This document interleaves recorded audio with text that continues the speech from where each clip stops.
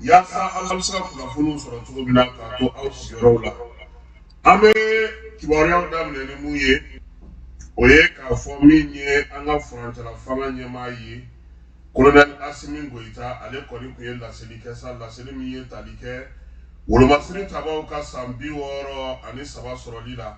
o senfɛ sa yirifeerew dalen kɔfɛ génie militaire la a taara Katikaw fɛ yen polyclinique min bɛ yen ka taa yen sa ka t'i ɲɛ da sɔrɔdasiw ka sɔrɔdasi minnu ni olu banana minnu tun ye gɛlɛya sɔrɔ ka tila ka jɔnjɔn fana kɛrɛnkɛrɛnnen ta ka di olu ma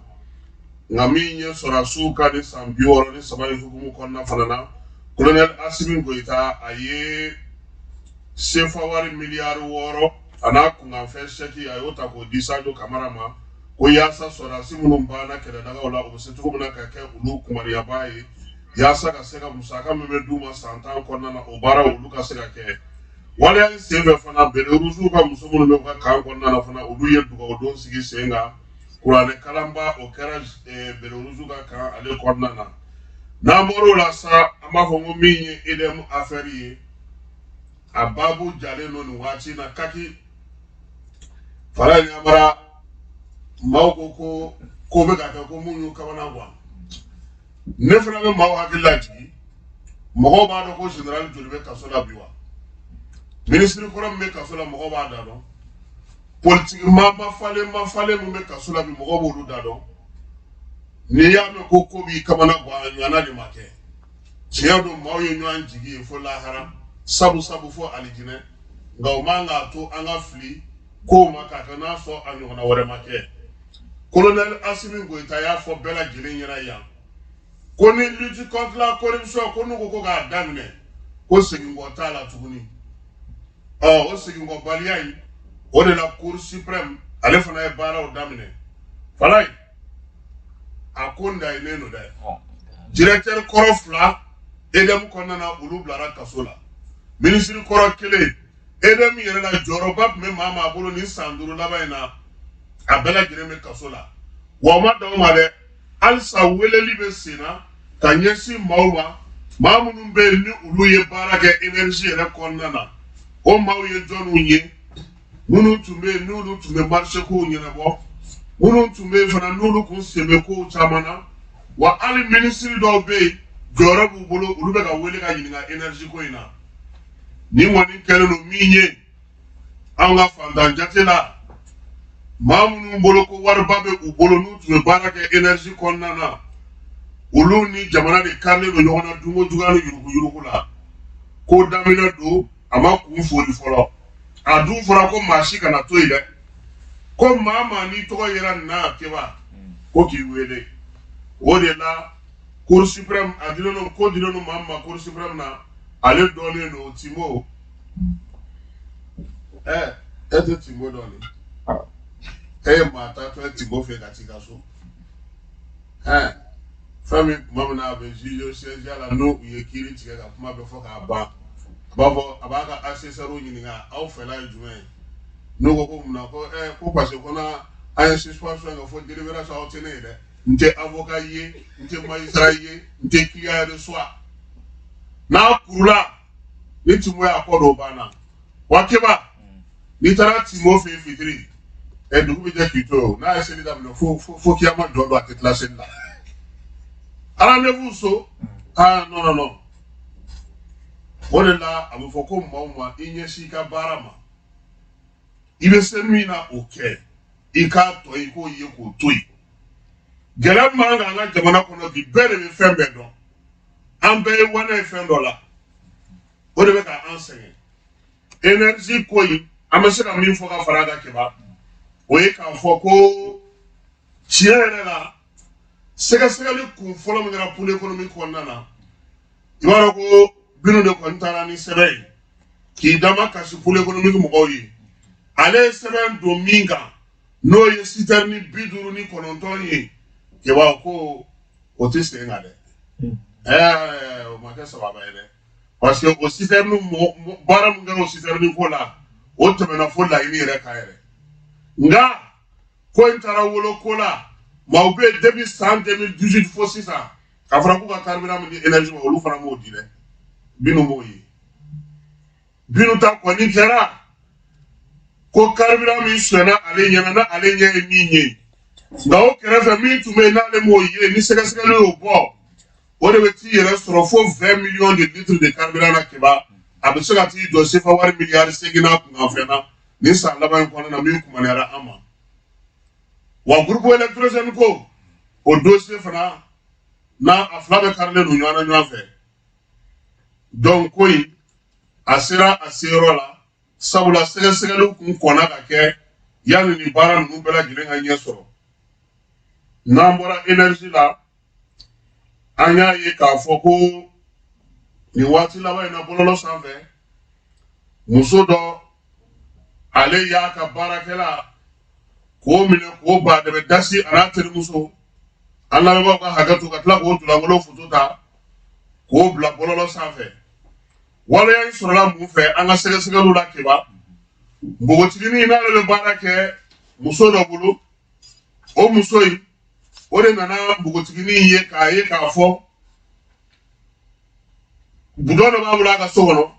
sigana kɛr'u la tiɲɛ yɛrɛ la a kɛra muso ɲɛna ko baarakɛden n'ale cɛ bɛ ɲɔgɔn fɛ de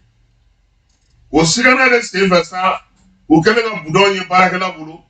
ja baarakɛla in n'ale donna k'i da sufɛ u bɛ da de sɔgɔ a da la ye ale fana bɛ ɲɛgɛnɛ kɛ budon in kɔnɔ o ɲɛgɛnɛ in dɛ o de kungo se baarakɛla in ma n'u y'a ba dɛmɛ dasi wa muso in a y'a ta ka taa n'a y'a terimuso de fɛ yen waleya in kɛra kabini janvier kalo tile fɔlɔ koyi wa k'u y'a fɔ baarakɛden ɲɛna fana k'an b'i ja bila bɔlɔlɔ sanfɛ dɛ a lankolon 12 u y'o de bila bɔlɔlɔ sanfɛ a bɛ kasi la APDP maaw minnu bɛ donner a caractère kunna olu ye dama kasili kɛ ka wuli ka jɔ kɛ ka ɲɛsin adama cybercriminalité ma ja Keba yɔrɔ min don muso fila minnu ye dasili kɛ a fila bɛ policier polisi muso fila de filɛ ka jɛ denni na k'a ba dɛmɛ dasi nin koyi ka tila k'a ja ta k'a bila bɔlɔlɔ sanfɛ ko bɛ adama fɛ yen dɔw welela ka ban dɛ bɔlɔlɔ in m'an se kungo ma dɛ o de la ne taara so denmisɛnw k'u bɛ gɛrɛ a ma ba ka telefɔni di filɛ fɛn ye a y'o ye k'o to yen a ye ba ka telefɔni to yen a ye ba fo a ka ba digi a ka da ka suma a ye ba ka telefɔni to yen o t'a ka sira ye a kana t'o d'a ba ma o bɛ t'i ye solo ye message da dɔ ci ma aw kana t'olu kalan olu ye secret d'état ye olu man ka kalan nɔnɔmugutigi ka juru b'a la fɛn wɛrɛw ni fɛnw a ka ca bɛɛ ti kalan cɛmusow dimina ka di n'i nana dɔrɔn u bɛ girin-girin olu bɛ telefɔni de minɛ k'a lɔgɔbɛ fɛnw bɛ message bɛ poyi u yɛrɛ ma Keba m'o dɔn mo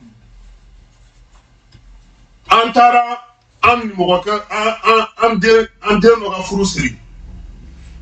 u donna kɔɲɔso la fo k'u bɔ u fila si ma kuma ɲɔgɔn fɛ u bɛ WhatsApp kan u dama kɔɲɔso tile 3 solo bɛɛ dalen don k'i jɛngɛ ta u si ma kuma ɲɔgɔn fɛ maɲamɔgɔ yɛrɛ bɛ t'a fɛ o fana bɛ TikTok kan n'o ko k'an sara koyi n'o furu sirila ka taa ɲɛ n'o taara ɲɔgɔn na an kɔni ka furu bɛ sa n'o furu taara ɲɛ an ka furu bɛ sa an ka hakili to an yɛrɛ la diɲɛ bɛ waati min na bi an ka hakili to an yɛrɛ la o de la diɲɛ jamanaba bɛɛ lajɛlen kɔnɔ nin ko ninnu donnen don bɛrɛla ye a tɛ ta ka don jamanaw kɔnɔ kun fɛ donkanw de b'a la denmisɛnninw bɛ yan fɔ ko a tɛ olu ka telefɔni a tɛ kɛ o kɔnɔ maa dɔw bɛ n'olu si ma san 18 diɲɛ fan bɛɛ fɛ mɔgɔ bɛ fɛɛrɛ de tigɛ yaasa nin ko ninnu kana kɛ ko maa ninnu ko bɛ sɔrɔ o bolo Sala Baya Aïdara mun nana ale fana présenté kun dɔ sini ko yaasa k'a layɛ ni liberté provisoire bɛ se ka d'a ma Keba u y'a ɲininka ka kuma bɛ ban kuma min ko ka taa n'a ye ko ntɛnɛn don k'u bɛ jaabi di Ala k'a tɔ nɔgɔya halisa tribunal ko la sɔrɔsirakaw fɛ yen minnu bɛ n'olu bɛ sɔrɔsiya yɛrɛ gun kɔnɔna na olu tɔgɔla tribunal i b'o yɔrɔ dɔn a bɛ Bamakɔ Dar es Salaam i t'o procureur fana dɔn e tɛ maa dɔn o de ye kungo ka gɛlɛn ne y'a f'i ye i ka maaw ɲini k'u dɔn yen ne ye Solo ye ale ye Sulemani Kulubali ye ale bɛ yen ni Ala k'i ci ni ale colonel Sulemani Kulubali ye yen o de ye fɛn ka procureur ye justice militaire procureur de y'ale ye a ye maa duuru de minɛ dɔw ta u ye marifa suɲɛ dɔw tun bɛ fɛ ka bɔ n'an ka marifa ye dɔw bɛ ka taa marifa feere dɔw tun bɛ fɛ ka bɛnbɛnbɛn kan an yɛrɛ la an ka kan kɔnɔ o kiiri o bɛ ka kɛ bi Dar es Salaam palais de justice min sigilen don Sɔrɔdasiw tɔgɔ la olu ka kiiri ka nɔgɔn koyi ne ni Keba de y'a kɛ a Keba filɛ ne filɛ i ka avocat filɛ an bɛ sigi an ma ɲɔgɔn baro bon vraiment ye nin gɛlɛya justice militaire et charia militaire de dɛ n k'o f'i ye dɛ aw ka fɛn ninnu tɛ dɛ olu a dɔw i bɛ se ka i bɛ gɛn ka bɔ sɔrɔdasiya la donc o kiiri fana bɛ sen na n'Ala sɔnna ma ni min bɔra o la maa duuru de b'u bolo a maa duuru k'u bɛna olu bɛɛ lajɛlen ɲininka o dalakan na Kɔbaninda ale ye dugu ye min bɛ Nugu ka kɔnɔna na Ndamanda de filila ye maa 70 ɲɔgɔn na o de ni tora ko senfɛ minisiri 2 min bɛ dugu jukɔrɔ nafa ko kunna ani minisiri min bɛ sigida lakana ko kunna ani yiriwali kuntalajan olu taara ye bi ka taa ko lajɛ ka fara Kulukoro gouverneur kan maa minnu ko Ala ko tiɲɛna o tun bɛ ka sanu bɔ yɔrɔ min ka sanu tun man ka bɔ yen yamaruya foyi ma d'u ma k'a fɔ k'u b'u sigi i b'a dɔn ko ni kelen binna damandingɛ kɔnɔ o t'i bɔ o nka ni jama ka ca f'u ka ninnu bɔ de wa ko nin bɛɛ kɛra ko maa kelen bɔra a la kunun koyi o bɔra mɔgɔ jukɔrɔ kunun dɔw ti sa o sanu ka di dɔw ye cogo min hali ni ye Bamako bɛɛ b'u kan u wuli k'u jɔ ko kamalen dɔ bɛ yen ko o bɔra a ko la denmisɛnninw kɔni o ko yɔrɔ in kan ka datugu Lafiyabugu Bugudani na ko kuran ye tiɲɛni kɛ dɛ du kelen a y'a maa bɛɛ fa fo maa kelen o fana jogilen dalen don fa sara ba sara dɔ bɛ yen a y'o kirikira k'o sen 2 bɛɛ lajɛlen bɔ a la pewu k'o jeni o de dalen don yen ko yɔrɔ in ko a yɔrɔ man ɲi kɔrɔn fɛ kiralikaw balo taara d'u ma commissaire à la sécurité alimentaire ale taara ni balo ye ka taa d'olu ma o balo di hukumu kɔnɔna na sa gamu ko nin kɛ k'u ye yaasa bɛɛ ni kɛnɛya k'o sabati maa o maa bɛ yen n'o y'i sigiyɔrɔ bila Kidali kɔnɔ k'u bɛɛ ka segin ka na balo in di k'u ye min ye jamanakuntigi de y'a bila ka taa malo ale tɔni 200 de don ale ni makɔrɔni ni tulu ni magoɲɛminɛn tɔw olu bɛɛ lajɛlen b'a la o Kidali kelen kɔnɔna na maa minnu tun bɛ yen n'olu ye maire ye n'olu ye amotigiw ye n'olu ye jɛkulu minnu bɛ yen n'olu fana bɛɛ lajɛlen tun dɔw tun sen bɛ sɛma la u ka kabilatigi dɔw bɛ yen olu ko ko yali lahara cɛ k'olu bɔra la a mɛnna u ye papier signé kunu Gamu fɛ yen ko fɛn o fɛn ko ka transition dɛmɛ k'a senkɔrɔma don do ko olu bɛna na o baaraw o de sigi sen kan waati nataw la yaasa min ye baara ye a bɛ se ka ɲɛ cogo min na n'an bɔra yen chef d'état-major général ale ko n'a bɛ sangakaw fɛ yen Bamaci wɛrɛ min jugawale kaba kun taara olu dogo yiritu dɔ kɔrɔ u ye hélico bila ka t'olu maa 10 bɔnɛ u ni na n'u ka kɛlɛkɛminɛnw o y'a sɔrɔ Mɛnakakaw fɛ yen u kun ye wulikajɔ kɛ ka olu min ye maa ninnu ka maa jugu dɔ ye k'o fana bɔnɛ a ni na Musa Aga Siratuma ale yɛrɛ laseli kɛ ko ni maa in jɔyɔrɔ kun ka bon kosɛbɛ n'o ye Sodi Agiburu ye ko a tun ye bɛnbɛnbɛn caman kɛ ka ɲɛsin Mɛnakakaw ma ka su ni tile bɛɛ lajɛlen goya u la min ye armée ye ale ye wulikajɔ kɛ ka taa ale kɔni na u ka minɛnw n'u ka maaw bɛɛ lajɛlen da wale ɲɔgɔn fɛ u y'a yira k'a fɔ ko waleya in k'a bɛ kɛ tuma min o y'a sɔrɔ maa ninnu kɔni hakilila tigɛlen sigilen de don pankuru sa o de wulila ka sɔrɔ ka na fiɲɛ tigɛ u la Bamako kɔnɔna na yan kununko conseil des ministres la ko min ye Katikaw olu ka mairie Zan Kulubali ka mairie n'o bɛ Joyila kɔnɔna na k'olu ka baara banna ko délégation spéciale bɛna bila olu nɔ na wa délégation spéciale kelen o ɲɔgɔnna de sigira Bamako district kɔnɔna na Bala Traoré ale y'o ɲɛmaa ye hakili la k'a fɔ a ye baara daminɛ fala ye baara bɛ Bala in bolo dɛ n'a ye woninda lajɛ ka n'anw ka viadigi lajɛ ka Bamako fanw lajɛ a bɛ tila ni ɲaman cɛli la yɔrɔ yɔrɔ a b'a fɔ k'a ma deli ka kɛ polisi ye polisi kɔrɔ don ale ye Bala Traoré ale de bilalen don Bamako délégation spéciale kunna n y'a ye k'a fɔ ko bi ministre y'a reçoit ani ministre ye kuma kɛ ko yalama permis biométrique ko bɛ se ka dilan an ka jamana kɔnɔ wa maaw ko yan'u ka permis biométrique dilan fala ye k'u k'an ka carte d'identité biométrique d'a ma fɔlɔ sɛbɛn minnu bɛ yen n'olu bɛ se ka dilan bi k'a sɔrɔ i ma donné avec ta olu bɛ yen nka k'a fɔ ko ka permis ta ko k'o kɛ permis biométrique ye an ye maa baden de ɲininka ko a baara tɛ se ka kɛ cogoya si la ko fo n'i ye avec sɛbɛnw ta ko sabula ko base de données kelen de bɛ Mali bolo wa base de données in fana Mali yɛrɛ bɛ kɛlɛ la o ko la yaasa ka se ka kalata sigi sen kan ko k'an t'o la ko permis k'a kɛtɔ k'a bɛ gɛlɛya wa mɔgɔ caman yɛrɛ bɛ olu ko k'olu mago b'u ka sɛbɛnw na yaasa u ka se k'u ka adamadenya baaraw kɛ ko o ji bɛ olu jɛ fo ka tɛmɛ permis ko kan u y'a ɲini gouvernement fɛ a ka fɛɛrɛ ni dabali tigɛ fɔlɔ u ka permis sɔrɔ seukaw fɛ yen GDCM sefa wari miliyari 40 n'a kunkan fɛ ale y'o don malo makɔrɔni a yɛrɛ ka da dumuni fɛn minnu bɛ yen n'olu dilannen don k'o di Segu sɔrɔdasi musow ma minnu cɛw binna kɛlɛkɛyɔrɔ la Segu gouverneur ale tun b'a kɛnɛ kan min ye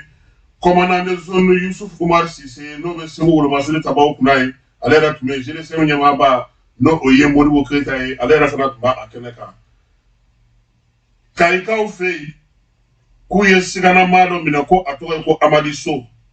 Amadi So in minɛ yɔrɔ la sa ko marifa tun b'a bolo saki kɔnɔ saki 4 AK-40 min ye chargeur munition n'u b'a fɔ ma mugusɛni o den 111 marifa jan dɔ fana tun b'a bolo ani téléphone portable baden ko Amadi So in ko a yɛrɛ bangena Bamakɔ yan koyi a bangena Nara a sigiyɔrɔ bɛnnen don Bamakɔ ma ko sɛnɛkɛla don ko nka ko nin t'a siɲɛ fɔlɔ a ka minɛ dɛ ani maa 4 de tun bɛ ɲɔgɔn fɛ ko tɔ 3 ye 5 don fiyɛra polisi Kayi polisiw taara sɔrɔ ale 1 de bɛ yen ko kɔsa in na binkani dɔ kɛra Sajolakaw fɛ olu ka Banko Fabrika Dakarili ko Amadi So in ko sen b'o la sɛnɛkɛla Bamakɔ zon Kayi Mali nin bɛ ɲɛnabɔ nin bɛna fa f'i ye k'a ban fiyewu ko dɔrɔn bɛ taa kun ka tila k'i ka kini bɛɛ dun ka taa ka ji bɛɛ min k'i ka ɲɛgɛn fa sɔrɔ la ka taa n'a yɛrɛ ye e bɛ hinɛ a la a bɛ taa Kayi ka taa Dakarili kɛ tɛ faamu dɛ chef d'état-major Menaka ta an y'o fɔ min ye Menaka n'a kɛrɛfɛdugu ye an y'olu kuma fɔ ka ban min ye sɔrɔdasiw ye u ka wulikajɔ laban minnu kɛra yen an y'an da don nin bɛɛ lajɛlen na ka nin bɛɛ lajɛlen ɲɛfɔ mɔgɔw ye ka ban Keba CAN 2023 min bɛ ka taa Kɔdiwarikaw fɛ yen entraîneur 4 de jɛnna ka ban Algérie y'a ta gɛn Maroc ta kafu y'o dulon Burkina a tɔgɔ di Ghana ta o y'o gɛn Adebayor ko ni Ganaw ma nin d'u yɛrɛ la k'u bɛ maaw fa k'i tɛ se ka den zoro kɛ fiyewu zoro tɔgɔ tolen miniti 20 k'o ka bɔ ko équipe ba k'o tɛ kɛ équipe ba la Paris Saint-Germain bɛ équipe fitinin de ye Barisa ma deli ka fɛn dɔ k'ulu la Adebayor i kumana kojugu dɛ nka Ghana équipe nin t'a la ayiwa ko yɛlɛma cɛkɛ bɛna yɛlɛma ka kɛ zamɛ ye wa Kɛba i b'o kɔrɔ dɔn ko ni Ivoirien bolila saya cɛman ye k'u taar'u yɛrɛ d'a musoman ma 8e de finale la parce que Sénégali hali ni maa min tɛ misiw min yɔrɔ baara kɔni ko jifilen tɛ yen ko Côte d'Ivoire nka ko tariku la n'o tariku dɛ k'a daminɛ 1965 la ka na bila 2017 la Côte d'Ivoire ni Sénégal bɛnna siɲɛ 10 Sénégal sɔrɔ la siɲɛ 1 de n ko tariku dɛ n b'a fɔ bi k'a bɛ kɛlɛ tariku wa Kɛba ne fana bɛ fɛn kelen f'i ye ni Côte d'Ivoire kɔni ye Sénégal ta a bɛ kupu ta a tɔ arbitre b'o ɲɛnabɔ ye n'u kɔni tila n'u ye Sénégal de ci u n'aw de bɛ bɛn o anw ni Burkina ka gɛn o n'o de bɛ bɛn yɔrɔ kɔni sira dayɛlɛlen n'u ye ko min ye ndolati ye ndolati minnu tɛmɛna sisan ko 89 de donna carton jaune 115 o de dira min ye rouge ye u ma se ka o jate bɛɛ lajɛlen sigi sen kelen kan ko nka ko n'i y'a jate minɛ ko ndolatilaw k'u ye bi caman don mati 36 o de taara ni poule ninnu kɔnɔnaw la ko n'i y'o jate minɛ sa k'a bɛna fɔ ko balontan o balontan 2 ani tilancɛ o de donna ko Guinée Bissau kaw ka cɛ dɔ bɛ yen ko o bɛ jouer Espagne fɛ 3e division na k'ale kelen de kɛlen don ka bi 5 don bi ye a bɛ jouer kɔfɛ nka min ye o ka jamana na numéro 10 de b'a kan na ko Guinée équatoriale cɛ in kɔni ko ale de ye celu dasi ni bɛɛ lajɛlen ye Cap Vert ko o fana kɛra surprise ye nin ko in na ko sabula ale fana y'i jɔ a jɔyɔrɔ la kosɛbɛ kabini n'a taara a ma dasi ale ni Sénégal n'o tɛ ko jamanaba fɛn fɛn bɛ yen ko olu bɛɛ lajɛlen dugumasira cɛ ko équipe tun ye 24 ye 8 taara so Algérie ale ni Tunisie b'o 8 cɛ la ka Ghana fara o kan olu bɛɛ lajɛlen delila ka kupu in ta ka tɛmɛ wa ko sisan k'a tɔ tora minnu ye olu ye équipe tan ani wɔɔrɔ ye ko sisan segi bɛna bɔ o la a tɔ bɛ to segi wɛrɛw ye ko o de la sa k'u bɛ sɔrɔ k'a lajɛ match tɔ bɛ sɔn ka taa Buwake ale ni Abidjan kɔnɔna na ka stade tɔ olu bɛɛ lajɛlen datugu k'olu ka kubu bannen huitième de finale la sa k'o bɛna na kɛ cogo min na o de filɛ nin ye samedi don nɛgɛ kanɲɛ 17 Angola ale ni Namibie bɛ jouer Buwake min ye nɛgɛ kanɲɛ 20 Cameroun no ale ni Nigeria bɛ ɲɔgɔn sɔrɔ Stade Félix Houphouët-Boigny kɔnɔ Abidjan dimanche Guinée équatoriale ale ni la Guinée Conakry bɛ jouer o bɛ kɛ Alassane Dramane tɔgɔ la stade o kɔnɔna na nɛgɛ kanɲɛ 20 o la sa Égypte ale ni Congo bɛ ɲɔgɔn sɔrɔ San Pedro ntɛnɛn don Cap Vert ni Mauritanie olu bɛ ɲɔgɔn sɔrɔ Stade Félix Houphouët-Boigny kɔnɔ nɛgɛ kanɲɛ 20 waati la sa min ye Côte d'Ivoire ye ale ni Sénégal olu bɛ ɲɔgɔn sɔrɔ Yamoussoukrokaw fɛ yen sabula Sénégal ale de kɛra ka police gale min ye mardi ye sa n'o ye kalo tile 30 ye 17h waati Mali ale ni Burkina bɛ jouer 20h Maroc ale ni Afrique du Sud olu bɛ ɲɔgɔn sɔrɔ dulati ninnu bɛɛ lajɛlen kɔni o baaraw bɛɛ lajɛlen bɛna na kɛ Kɔrɔwarikaw fɛ yen i n'a fɔ a fɔra cogo min keba an ka su in na saraba o ye accord d'Alger su in na je le répète tun bɛ télé la ministre de l'administration territoriale porte-parole du gouvernement a ko k'a b'a da bɛɛ lajɛlen tulo kan ko Algérie donnen don waleya la waleya min cɛ ka jugu kosɛbɛ ko maa tɛ waleya min k'i teri la ko Algérie donna o de la ka ɲɛsin Mali ma ko wa k'u b'a fɔ Algérie ɲɛna k'a bɛ ka o waleya min kɛ nin ye k'o bɛ dan sigi Mali a ka yɛrɛya la ko wa k'u bɛ min fɔ ko Algérie waleya minnu kɛ ko bɛɛ lajɛlen ka o jateminɛ ko sigikafɔ dɔ tun bɛ sen na kɔsa in na ko Algérie den ka bɔ mɔgɔw kɔfɛ ko k'a lajɛ ko n'a sɔrɔ a bɛ taa fɛn dɔ sigi Mali kan jagoya la k'a sɔrɔ ani Mali mɔgɔw ma jɛ ni o ye ko n'i y'a ye fana ko nin waati laban in na ko Algérie ko o de ye maaw bisimila a fɛ yen a yɛrɛ ka jamana ɲɛmɔgɔw ye maaw bisimila k'a sɔrɔ u ma foyi fɔ Mali ɲɛmɔgɔw y'a ko la u bisimilali ko la ko maa minnu don k'a dɔn ni Mali gouvernement tɛ ji kɛ ɲɔgɔn tigɛ ko jɛkulu marifatigi terroriste ko olu don ko wa fana ko Algérie ale ka dugukolo sanfɛla la bi ko n'i y'a jateminɛ k'a lajɛ ko Mali sariyatigiw bɛ ka maa minnu ɲini minnu y'u yɛrɛ sama ka bɔ bɛn sɛbɛn hukumu lawaleyali kɔnɔna na ka t'u jabala sigi Algérie fɛ yen ko o ye waleyaw ye bi Algérie bɛ ka minnu ta ka ɲɛsin Mali ma k'o tɛ bɛn ko nka k'o bɛɛ n'a ta ko Algérie ko a kan k'a dɔn bi ko k'a fɔ ko diɲɛ seleke naani yɛrɛ ka sɛbɛn minnu bɛ yen ni o baaraw bɛɛ lajɛlen tun bɛ ka kɛ n'a a bɛ f'o ma ko non-alignés ko o jɛrɛ min tun bɛ ka kɛ ni Irisi tun bɛ o la ko Algérie b'a dɔn k'a fɔ pɛrɛ ko min ye a ka laɲini ye ka ɲɛsin Mali ma n'o o ye ka sanction dɔ wuli Irisi yɛrɛ kun kɛlen don k'i ban min ma ko b'a yira k'a fɔ ko Algérie bɛ janfa la ko wa ko Algérie bolo dogolen don ka waleya cɛjugu minnu ta k'a ɲɛsin Mali ma k'u b'a kalama ko sɛbɛn b'u bolo Mali la min b'a yira k'a fɔ ko Kampalakaw fɛ yen non-alignés ka ɲɔgɔn ye min tun bɛ yen k'a tun b'a fɛ ka accord ko don a la jagoya la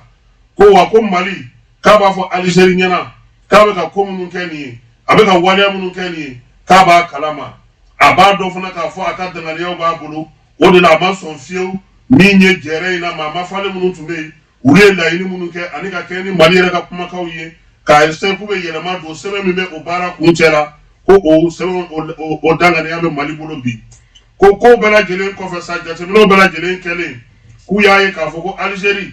ale kɔni de bɛ ka ko ta ka ɲɛsin Mali ma ko k'a sɔrɔ ko a ɲɛna k'a fɔ ko a ye waleya minnu kɛ ka tɛmɛ kɔrɔlen ko Mali de ɲɛna a ma koyi k'u bɛ Algérie hakili lajigi ko transition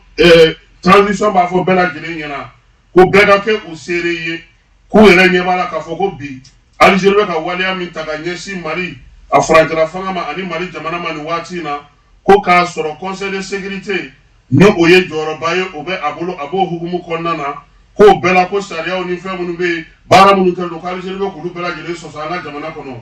ministre d'État de l'administration territoriale ko olu ti jɛ ni Algérie ka wulikajɔ kɛcogo ye bi fiyewu wa u ti jɛ n'a ye sini sabula u bɛ ka waleya minnu kɛ o ye ka takuru da don de ye ko n'o tɛmɛna ka bɔ yen ko balimaya ni sinjiya ko o min bɛ anw ni Algérie ni ɲɔgɔn cɛ n'o kɛra sababu ye an ka bɛn k'a sinsin an yɛrɛ ni ɲɔgɔn cɛ ko gouvernement de transition kɔni hakili de latigɛra sa k'a dɔn k'a fɔ ko Algérie t'o hukumu kɔnɔna na tuguni koyi k'o de la ko maaw bɛ yen bi Algérie b'olu bisimila a fɛ yen a ka jamana ɲɛmɔgɔ b'olu bisimila maa minnu bɛ yen n'olu ko ka Mali tila ko a b'olu waleyaw ta ka ɲɛsin Mali ma ko yalama ko Algérie be se ka faamuya ko don dɔ la ni Mali yɛrɛ farancɛla fangaw n'olu ko olu be Algérie ka mouvement d'autodétermination Kabylie bisimila fɛ yan wa ko be bɛn Algérie ma wa ɲiningali a tɔ min be yen ko wa ko Mali gouvernement ko a b'a fɔ Algérie ɲɛna a k'a bila kunna k'a fɔ ko min ye depuis diɲɛ bisimila ye o ni Mali bolo be ɲɔgɔn bolo badenya ni teriya la ko o yɛrɛ o waliyara fɛn caman fɛ ko sabula ko min ye Algérie yɛrɛ b'a ka yɛrɛma hɔrɔnya ta tuma min k'u b'a hakili lajigi ko Mali yɛrɛ de ye sigiyɔrɔ di Algérie ma a n'a ka kɛlɛkɛcɛw yaasa u ka se ka kɛlɛbolo dɔ sigi an ka jamana ale kɔrɔnfɛ fan fɛ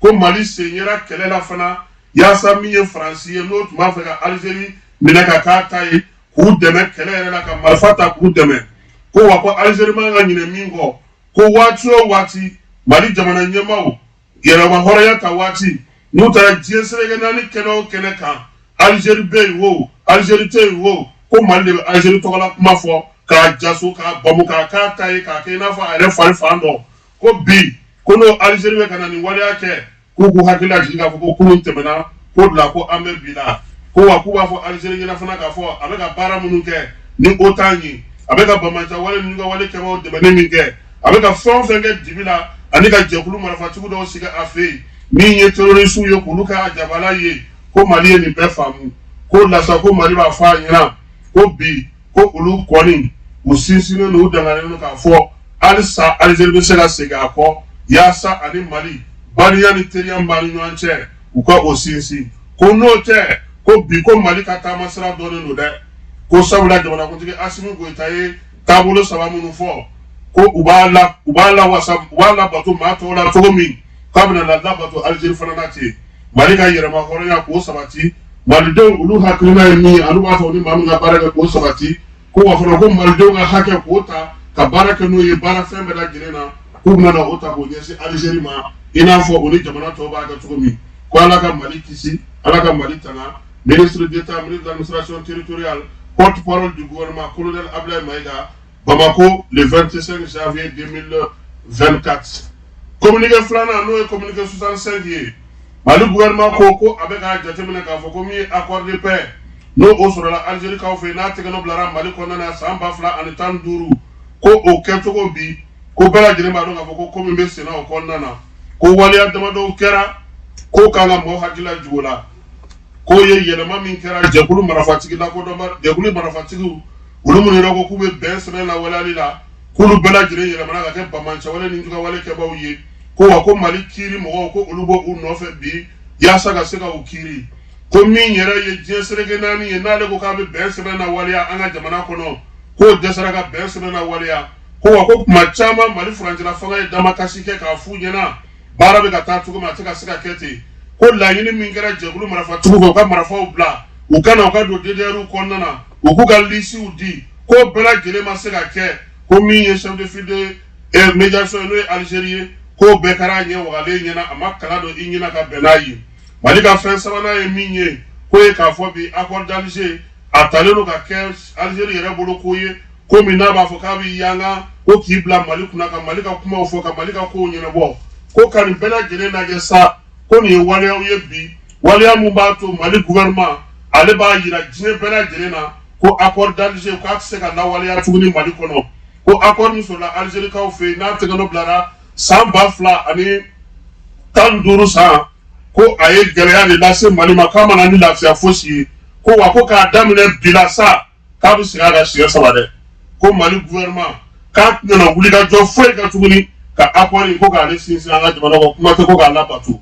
k'u bɛ segin a kan ko Mali gouvernement a bɛna baara bɛɛ lajɛlen de kɛ ka sigi sen kan yaasa a yɛrɛ a ka se ka kimɛli kɛ nin ko in bɛɛ lajɛlen na k'i wasa don a yɛrɛ la a n'a ka jamanadenw u ka bɛn sinsinni baaraw kɛ k'a bɛ segin a kan ko Mali ale kɔni tɛ jɛn n'a ye tuguni Algérie bɛn min sɔrɔla a fɛ yen k'a sɛbɛn ko kuma ka fɔ a ka dugukolo kan k'a lawaleyali baara ko nin y'a bannen ye ko wa ko k'a daminɛ bi la ko fo ka taa se don min ma ko nka u bɛ weleli kɛ ka ɲɛsin jɛkulu ma jɛkulu marifatigi minnu bɛ yen n'olu kɛra n'o terroriste jɛkulu ye Mali ɲɛ bɛ ko minnu natɔ la don nataw la k'u b'a ɲini bɛɛ lajɛlen fɛ maa minnu bɛ yen n'olu ye maa mafalenw ye minnu bɛ yen n'olu ma sɔn ka bɔ Mali ka gun kɔnɔna na minnu ye bɛn sɛbɛn lawaleyali baara kɛ ni hakilisigi ni bɛn na ni an ka jamana kɔnɔ n'u yɛrɛ bɔra k'a fɔ kuma caman quoi sigiyɔrɔmadenw ta ka ɲɛsin farafinna fanga ma k'u ka na k'u ni Mali ka kuma i n'a fɔ ko jamanakuntigi Asimi Goyita y'a laɲini cogo min a ka 31 kalo décembre kalo tile 31 la seli la k'u kana k'u bolo di ɲɔgɔn ma ko yaasa an yɛrɛ dama k'an sigi an k'an ka bɛn kuma fɔ an ka jamana kɔnɔ ko nɔn tɛ ko accord d'Alger k'a ta bi la ko Mali bɔra la bi a bɔra la sini a kuma tɛ fɔ yan tuguni ministre d'État ministre d'administration territoriale porte-parole du gouvernement colonel Ablaye Maïga ale de ni sɛbɛn fa siri keba aw émission aw kuma fɔ ko an ka bɔ a kɔnɔ wa aw ka bɔli kun tɛ bɔli ye o sisan de bɔli kɛra sisan bɔli kɛra an bɛ an ka maa welelen n'o ye Sulemani Kulubali ye au conseil des Maliens de l'extérieur olu ka kunnafoni ko bɛɛ b'ale bolo min ye kuma kɔni tɛ se ka ta ye cogoya si la n'i ma Basolo wele k'ale ɲininka Basolo ale yɛrɛ fana maa min don maa ba falen don an ka jamana in kɔnɔ sabula fɛn caman bɛ kɛ hakilina di mun na ale bɛ to k'i fɛlaw fɔ a kow la Basolo i ni su k'o bɛ cogo di ayiwa i bɔra sisan ka Mali ka bunnatigɛ kuma mɛn ka ɲɛsin Alizeri ma dɛ hakilina jumɛn b'i la sabula aw b'a bɛɛ surtout e yɛrɛ hakilina baw d'a kan kuma caman. ayiwa Kasim a bala a bɛ se ka bali mɔgɔ caman de la anw ye nin accord in décrit depuis a ma lawaleya jamana in kɔnɔna na mais yanni n bɛ n da don ka kuma o kuma la fɔlɔ ka kuma accord in kan n b'a fɔ i ma ko awuzu bilahi mina shaitanir rajim bisimilahi rahmani rahim allahumma salli ala sayyidina nabiyina maulana muhammadin sallallahu alaihi wasallam n bɛ foli kɛ n ka président ba ye n'o ye Habib Sinayi ani maliyɛn de l'extérieur bɛɛ lajɛlen. Kasim ni accord in français ka ministre des affaires étrangères dɔ tun bɛ yen nɔ ko Laurent Fabius a wulila ka na sigi Algérie dɔgɔkun kelen de kɛ ani Algérie bɛ ka nin sɛbɛn gafe in labɛn min bɛ bɛn Algérie ma min bɛ bɛn olu français ma gafe bɛɛ labɛn ka ban kuma min Mali délégation fɛn fɛn taara Algérie négociation la que ça soit ni Bamaji o groupe wale mɔgɔ ninnu wo anw yɛrɛ ka délégation minnu bɔra yan nɔ a caman bɛ balo la a dɔw yɛrɛ bɛ yen nɔ ne baarakɛɲɔgɔn dɔw ye hakilina fɛn fara ɲɔgɔn kan ka taa da ko accord d'Alger n kɔni taara n'an ka groupe mɔgɔw ye ka t'u bila hôtel la ka pɛrɛden d'u ma u ka dumuni dumanw kɛ mais Algérie ni Faransi bɛnna accord min kan u nana k'o de da table kan après nous on laissé donc an yɛrɛ sago kun t'a la wa an sago foyi kun t'a la an sago foyi kun t'a la o maa ye kalo 8 kɛ ɲɔgɔn ye min na o ɲɔgɔn ye o ma nafa ɲɛ wa nafa foyi t'a la accord ni filɛ nin ye an ka ministre min b'an kunna bi Abdoulaye Diop accord in lawale papier gafe bɛɛ bannen tuma min a taara New York ni accord in pour que ka taa Maliens sensibiliser a don kama n ye papier in ta k'a yira n na n ko monsieur le ministre nin gafe min filɛ nin ye Mali ci sɛbɛn de don ramification historique b'a la mɔgɔ mɔgɔ tɔgɔ yera a kɔnɔna ni nin gafe in lawaleyara i yera Mali lafarali la a ko Kulubali an yɛrɛ kɔni ye an bolonɔ bila fɛn dɔ la dɔrɔn k'a kɛ ten pour que an ka c'est-à-dire an ka se ka bouger quoi. Bon i b'a ye o yɔrɔ de la k'a fɔ muru de dara anw kan na ka nin gafe in ta ka da an kɔrɔ an jagoyara mais accord d'Alger n'i nana lajɛ fɛnɛ mɔgɔw ka taa accord de Ouagadougou fɛnɛ kalan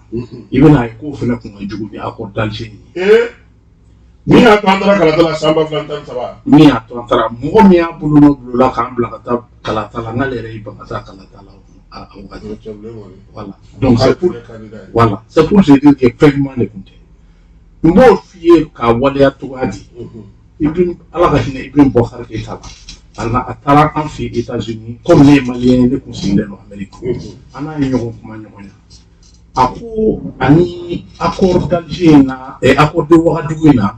a négociation fɔlɔ kɛra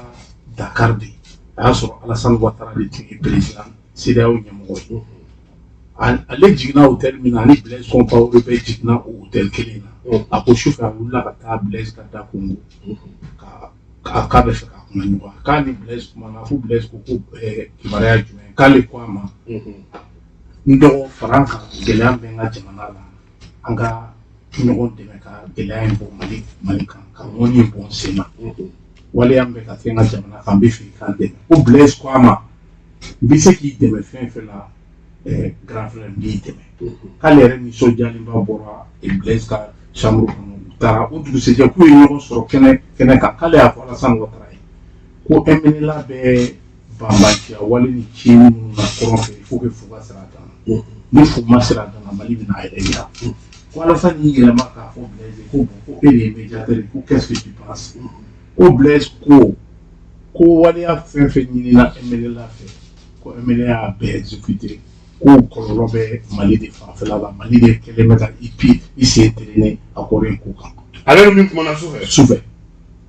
kale ko ambo ko ni tuwado ko fɛn fɔlɔ depuis kɛra médiateur Mali problème kɔnɔ i ma deli ka wuli fɔlɔ kana Mali kɔnɔ ka lajɛ ka ɲininkaliw kɛ ka hakilina sɔrɔ kelen filanan ko nin ye kumakan ye k'a fɔ anw ni mɔgɔ min bɛ ɲɔgɔn na jamanaw tɛ banbanciw de don u ye jamana manamafɛnw de ta ka na bi an ka jamana kan agressé ko nin ye e de kumakan ye ko bon à partir d'aujourd'hui sa Mali kumakan accord ko Wagadugu nin y'a banni o de ye accord bɔ Wagadugu ka taa n'a ye Algérie mais i b'a dɔn k'a fɔ yɔrɔ min na k'a fɔ an ye bolonɛ bila nin gafe in na cogoya min na an bolo sirilen de taara an sen sirilen de taara fɛn o fɛn bɛ accord in kɔnɔ anw yɛrɛ ni banbaci wale mɔgɔ ninnu sigira ka kuma Amérique ye n'a o don kama u ka ɲɛmɔgɔya tun bɛ bila la Chérif Lo a ko k'a y'a fɔ Mali gouvernement ko nin accord min filɛ nin ye a tɛna se ka waleya a tɛna bɛn olu ma a tɛna bɛn Mali ma donc moi solution min tun b'a la an ka sigi an ka kuma an ni ɲɔgɔn cɛ o don kama ne bɔra o réunion kɔnɔ hakilila tigɛlen k'a fɔ k'an tun bɛ se ka togoya dɔ sɔrɔ mais n'i ye données bɛɛ lajɛ k'a lajɛ Mali problème ni Kassim ka kɛlɛ in kɔnɔ ka don a bɔ yɔrɔ ka jan donc c'est pourquoi ne b'a olu ye casi bɔlaw y'a ko la merci olu bila en scène de ne bɛ wele min na se colonel Duru ye ma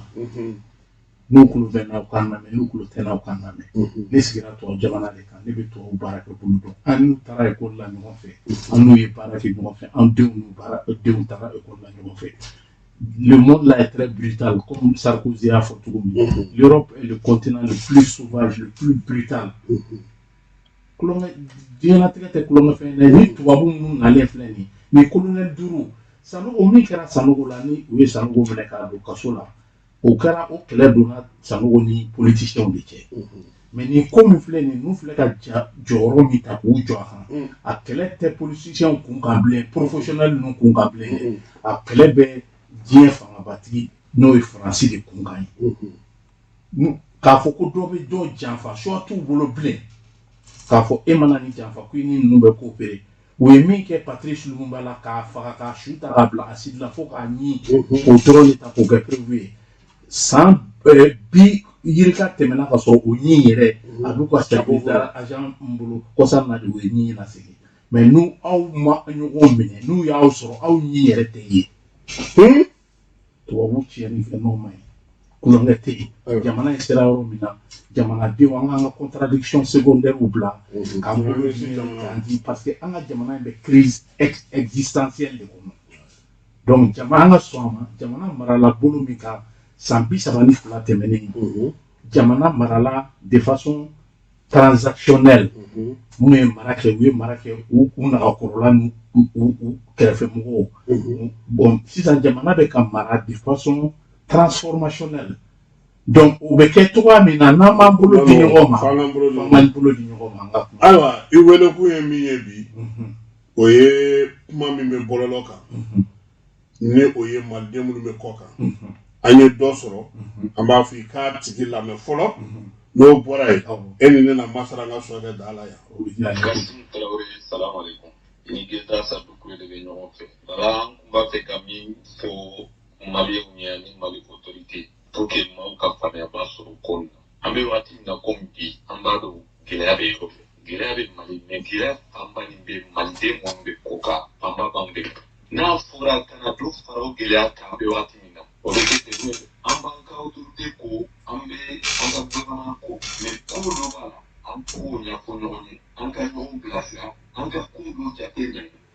nani gilaya ye jamanadenw kan ko ɲɛɲini san'an ka ko dɔw appliquer mais il faut kun jumɛn la an bɛ waati min na komi bi laisser passer ko min kuma bɛ bɔlɔlɔ sanfɛ n'i tagara yɔrɔ la kuma bɛ fɔ a bɛ fɔ ɲa sugu bɛɛ ma mais an minnu bɛ faransi an bɛ confusion ba de bawo a fɔra an ye minisiri ka communiqué ye télé la a ko il s'agit de binationaux mais a ye faranfasiya dɔw di mais a ma don profond donc n'o o kelen kɔfɛ u ma gase labɔ min b'a yira compagniw la ko u filɛ ka lahala kura min ta ɲɛsilen bɛ maa wɛrɛw de ma min tɛ malidenw min tɛ jamanadenw ye i n'a fɔ minnu jamana sere t'u bolo mais tant k'u ma ɲɛfɔ gɛlɛya min bɛ ko nin na gɛlɛya in fanba bɛ tu anw de kan aw maliyɛn minnu sigilen bɛ faransi bawo ne min filɛ kuma la ne kun kan ka bɔ faransi kun mais à ma grande surprise n n'ale aéroport la n kan ka taa compagnie min na yɛrɛ u ma temps yɛrɛ di ma u y'a ye dɔrɔn ko laissez passer de bɛ n bolo ko non ko ɲɛ n y'a expliqué ko mais ko kun ɲuman dilan ko non ko service de l'immigration du Mali qui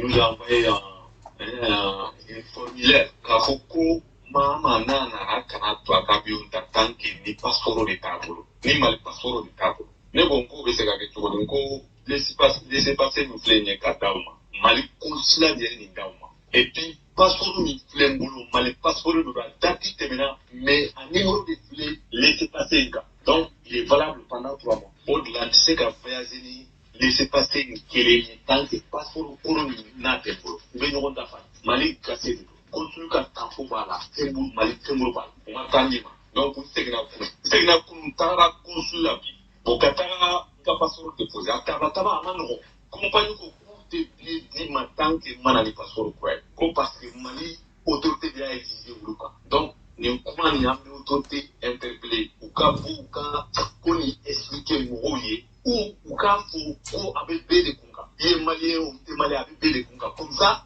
maaw na se ka faamuya sɔrɔ a la u ka fisa u k'an bila taama segi caman na bawo ne y'an bɛ baara kɛ n'a fɔra ne filɛ yɔrɔ min ne ye pari kɛ 850 kilomètres ka na passeport déposé ne bɛ tile 2-3 kɛ n b'o sɔrɔ c'est pas payé donc n b'o perdu à peu près n bɛ se k'a fɔ tile 3 in kɔnɔ n bɛ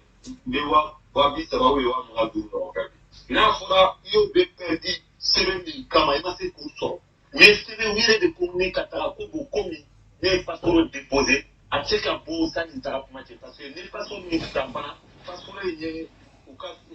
fɛn na u ka site internet la ko 72 heures mais n'i tagara dépôt la u b'a fɔ ko non k'i tɛ se ka sɔrɔ avant 2 jours o de kɛra sababu ye ne ka tagali yɛrɛ gɛlɛyama yɔrɔ ye bawo a fɔra a y'a sɔrɔ ne ye n ka billet ta ko bɛn ko ni o de don tile tan ne tɛ se ka voyager ne dun ka billet talen don olu yɛrɛ de ko ko taga laisser passer kan ko bɛ tɛmɛ o kile fɛ mais nana aéroport la u ye n bloqué sɔgɔmada in na n tagara consul la n ye passeport in déposé mais n'u ɲininka n ko laisser passer dɔ y'i kanto n ma ko nin kɔni ko i bɛ nin kɛ o gɛlɛyaba b'an kan donc an bɛ jamana ɲɛmɔgɔw interpellé surtout ministre min ka baara ɲɛsinnen bɛ maliden minnu sigilen bɛ kɔ kan vraiment Kasimu nin yɔrɔ nin il faut que ministre ka nin yɔrɔ nin ta ba la quoi u ka communiqué officiel bɔ ou bien u ka circulaire de bɔ min bɛ taga agence bɛɛ la min bɛ taa compagnie bɛɛ fɛ comme ça les choses soient claires min bɛ consul fana la n'a nana u k'a fɔ ko laissez passer tɛ di i ka passeport b'a kɔnɔ n'a don sera i bɛ na ta i bɛ taga u ka maa bɔ fili la parce que ça fait une semaine don o don aéroport la maliyɛn de bɛ segin français tɛ dɛ maliyɛnw de bɛ segin maliden yɔrɔ si sɛbɛn t'a bolo mali sɛbɛn de b'a bolo a bɛ segin k'a sababu kɛ a ka sɛbɛn dati tɛmɛna urgence dɔ nana la a b'a fɛ ka taga a ye laissez passer nin laissez passer dira mais n'a nana aéroport la u t'a lajɛ u b'a fɔ ko anw tɛ ko aw yɛrɛ ka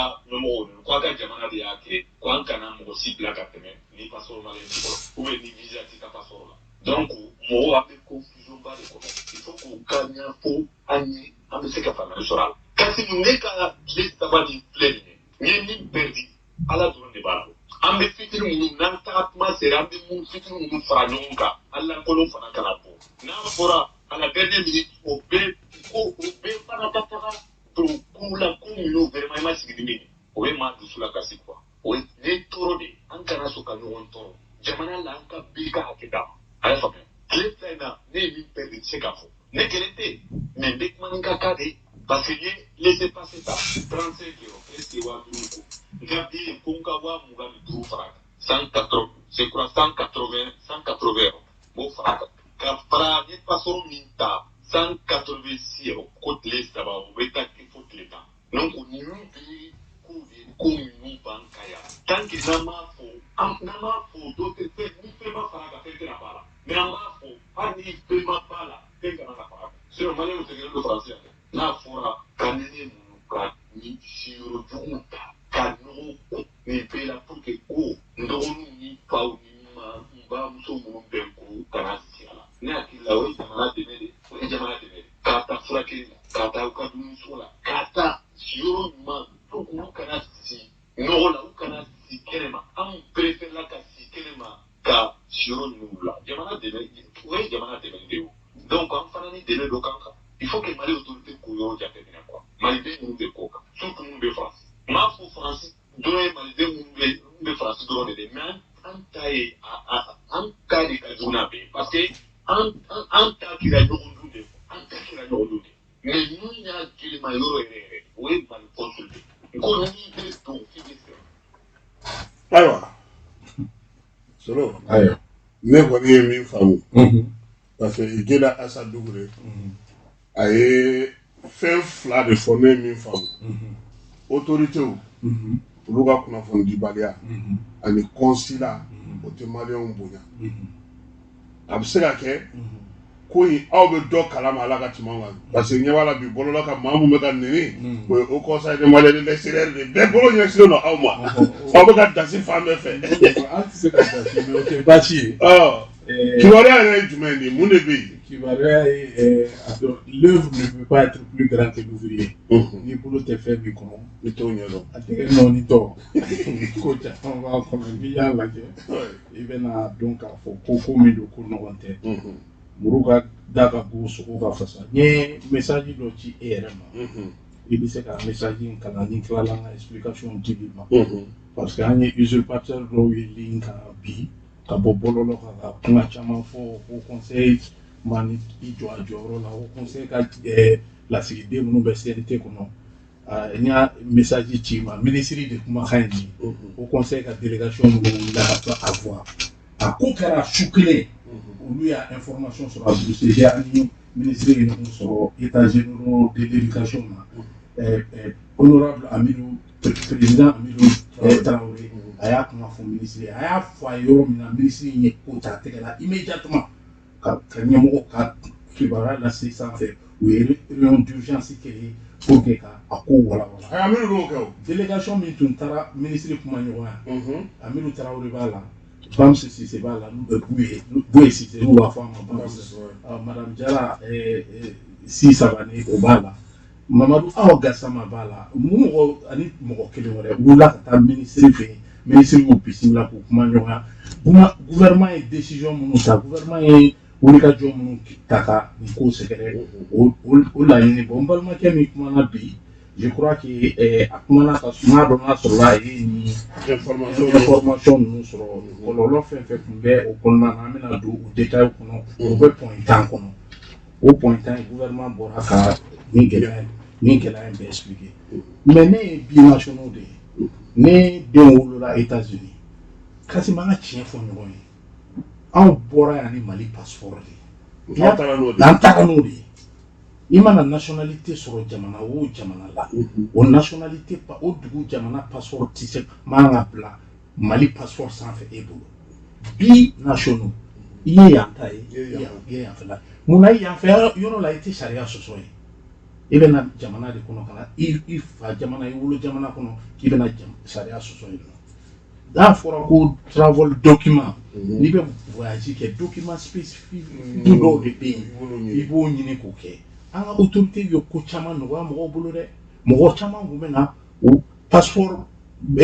expiré don dɔw bɛ fichier ni ne est-ce que mɔgɔ bɛ se ka voyager ni fichier biométrique ye passeport tɛ o. Ko ne bɛ CEDEAO labɛn. bon n'o kɔni tɛ kɔni tubabu jamana u t'a lajɛ. u t'a lajɛ jɔn bɛ se ka voyager e bɛ se ka t'i jɔ port d'entrée jumɛn na ni carte d'identité biométrique dɔrɔn ko nin de bɛ n bolo n bɛ don na non. La convention de Vienne des passeports définit critères spécifiques dont le temps a rempli. Donc, on peut en dire qu'en taquer. Mais tout le temps, on va barrer des cas, on va jamana de kala no takaira ma ko jamana ka côté la ko fando ma jenelete kasi ni a polosi ali espace d'interpellation un papier do ka gouvernement interpelle pour wole bo jenne ka o katini na ko ina o ka baraka avec ka nyina bo amambulo di nyoma ni be baraka ini mo be baraka nyoma mo do wala sur la ko comme le gouvernement les accompagner au gouvernement la position là non une fois que ni jamana nyamo sibi ko kuna jamana temu be ko fa ulu de an so ba ni ka ko ka kuma temela ulu ni jamana nyamo ni yo je an ti so ko o jamana nyamo no ta ka mo ka juyo an be kuma nyogo ale ke bara nyogo be ke pour que ka se la solution sur le problème an te mo yo mu be mo inciter et mouvement do ko be to do ala ko anti-Nina au cas de consulat Paris ay mu ñewi mo on a incitation d'amour donc lu ka para lu ti faut sur la faut sur ni violence ni prendre le haut conseil n'est pas là c'est la force tranquille en négociant en parlant mo il faut jamana tisse l'attachement bleu là ça mali on fait surtout nous mais français au cas où la norme kono au Canada. Donc c'est ça moi les là il nous fait. Ou là visa ko ici ça. Gouvernement a solutionner. Comme réciprocité te ba ni jamana français de ni bonche. Et qui miri et ka jatemine. En français tebe to mi. Mali den do rebe konna na français be ka war blaga dulu ma pour que ka jamana déstabiliser. On te jamana den do be ka bo français kana. Donc fa ka don Johnny sous région mon monde be ke malien. C'est pas parce que to Kassim Traoré. Et ta Kassim Traoré sur Burkina. Il se casse au Côte d'Ivoire. Ablaye Traoré, Ivoirien en Pologne, Ben Badi. Mais autour, on va en faire. Mais quand c'est Ben Badi, il n'y a pas faut qu'il y ait malien. Nous, il m'a dit, c'est bien, nous, le passeport. Pour les plaçants, qui a façon qu'on a qui va dire, les gars, plaçants. Mais éternel, français, passeport exprimé, il te sait qu'à Bono, il est fort. Il te sait, il passeport périmé, il te sait. Ah ouais, il te sait.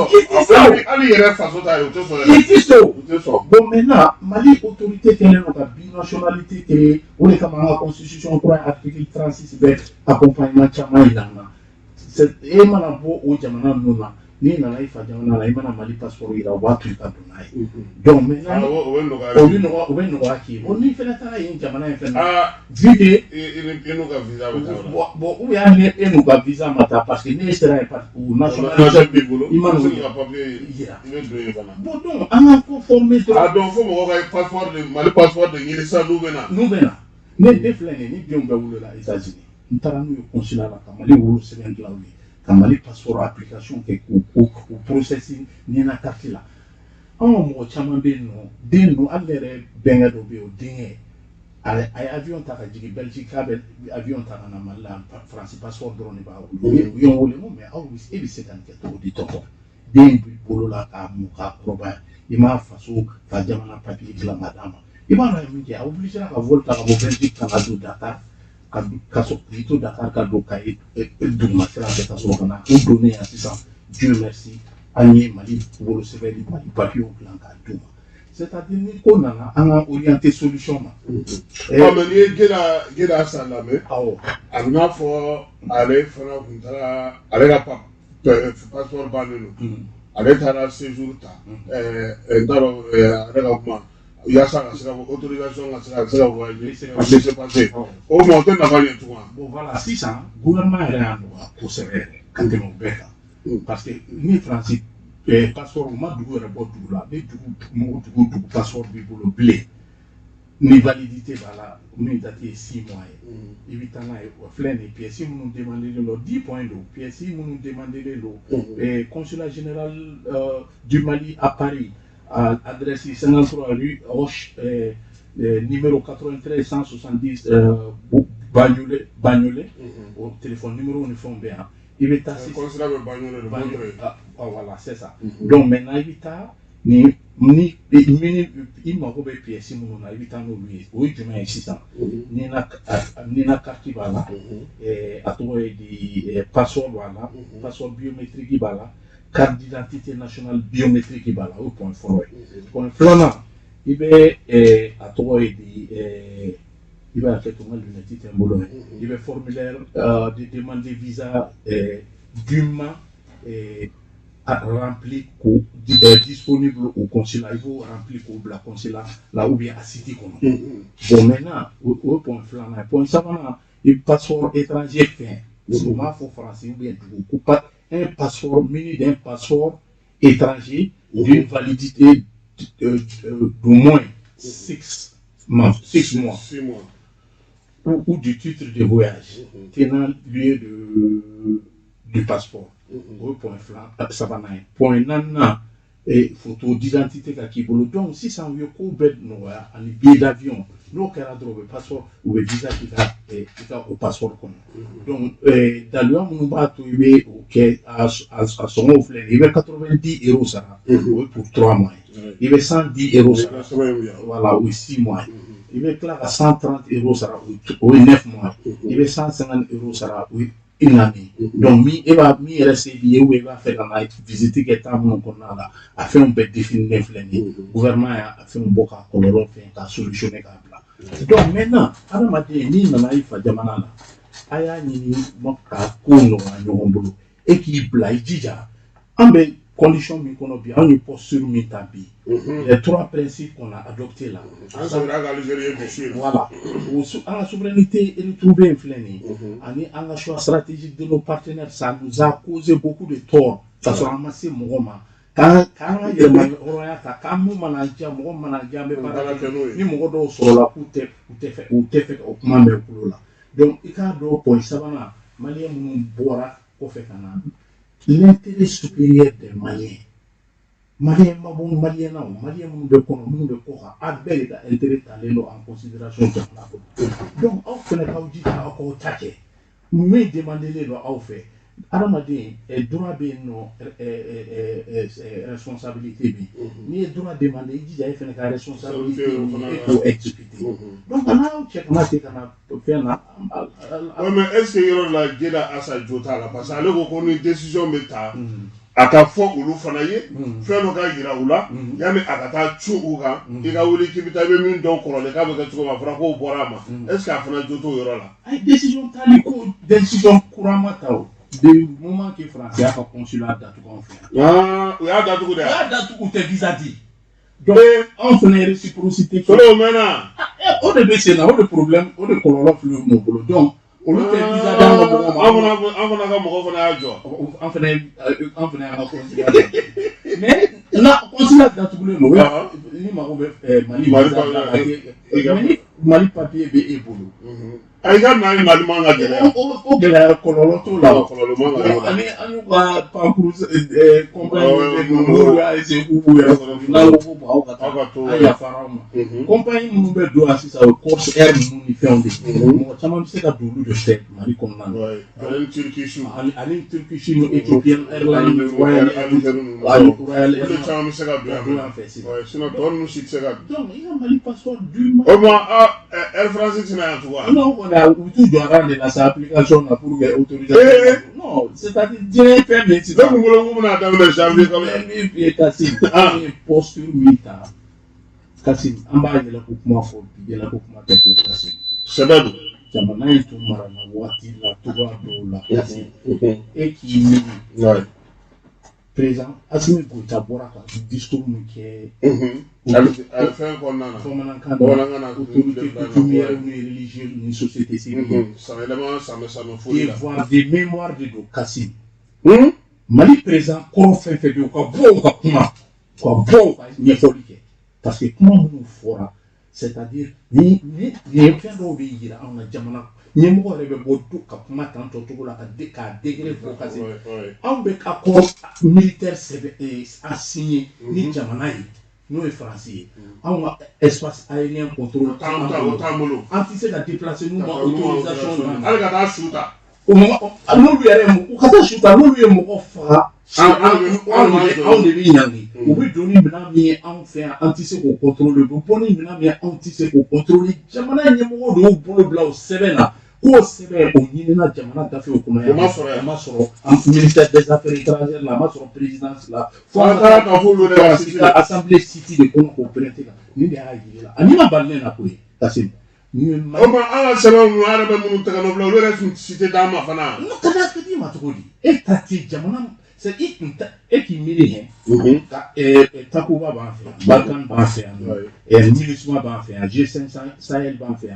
Assimi sur la 2007 juin qui lève là 2 jours après France ambassadeur ta kilo sort kana ni café doy kana le 9 juin kana dama ko bon en fait autant fait kana fara au troupeau ah jamana Balkan o me ko juere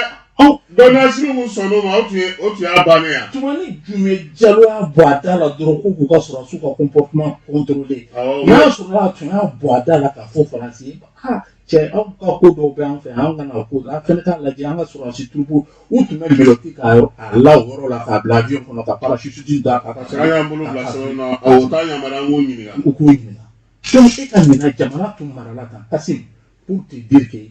mara kɛra cogo min ka tɛmɛ dɛ mɔgɔ tɔgɔ fɔ tɛ an b'a ɲini ɲɛmɔgɔw fɛ den bɛ bin a tabaga de bolo mun ye mara kɛ ka tɛmɛ Kassim jamana député dɔ taara coup d'état kɛlen 2012 minnu taara bourse de travail la k'u bɛ taa protester ni mɔgɔw y'u gosi dɔ blessé a la fo k'a ɲɛ bɛɛ bilen a taara États-Unis ka taa a yɛrɛ furakɛ o senfɛ a nɔgɔyalen a donna a ye débat ne tun bɛ to ka animation kɛ radio so dɔ la le grand débat malien a nana o radio so la ka participer débat la o y'a sɔrɔ fanga bɛ Sanogo ninnu bolo foyi ma décider ne y'a ɲininka ko honorable a bɛ fɔ aw ma Amérique yan de ko les lots bɛ kɛ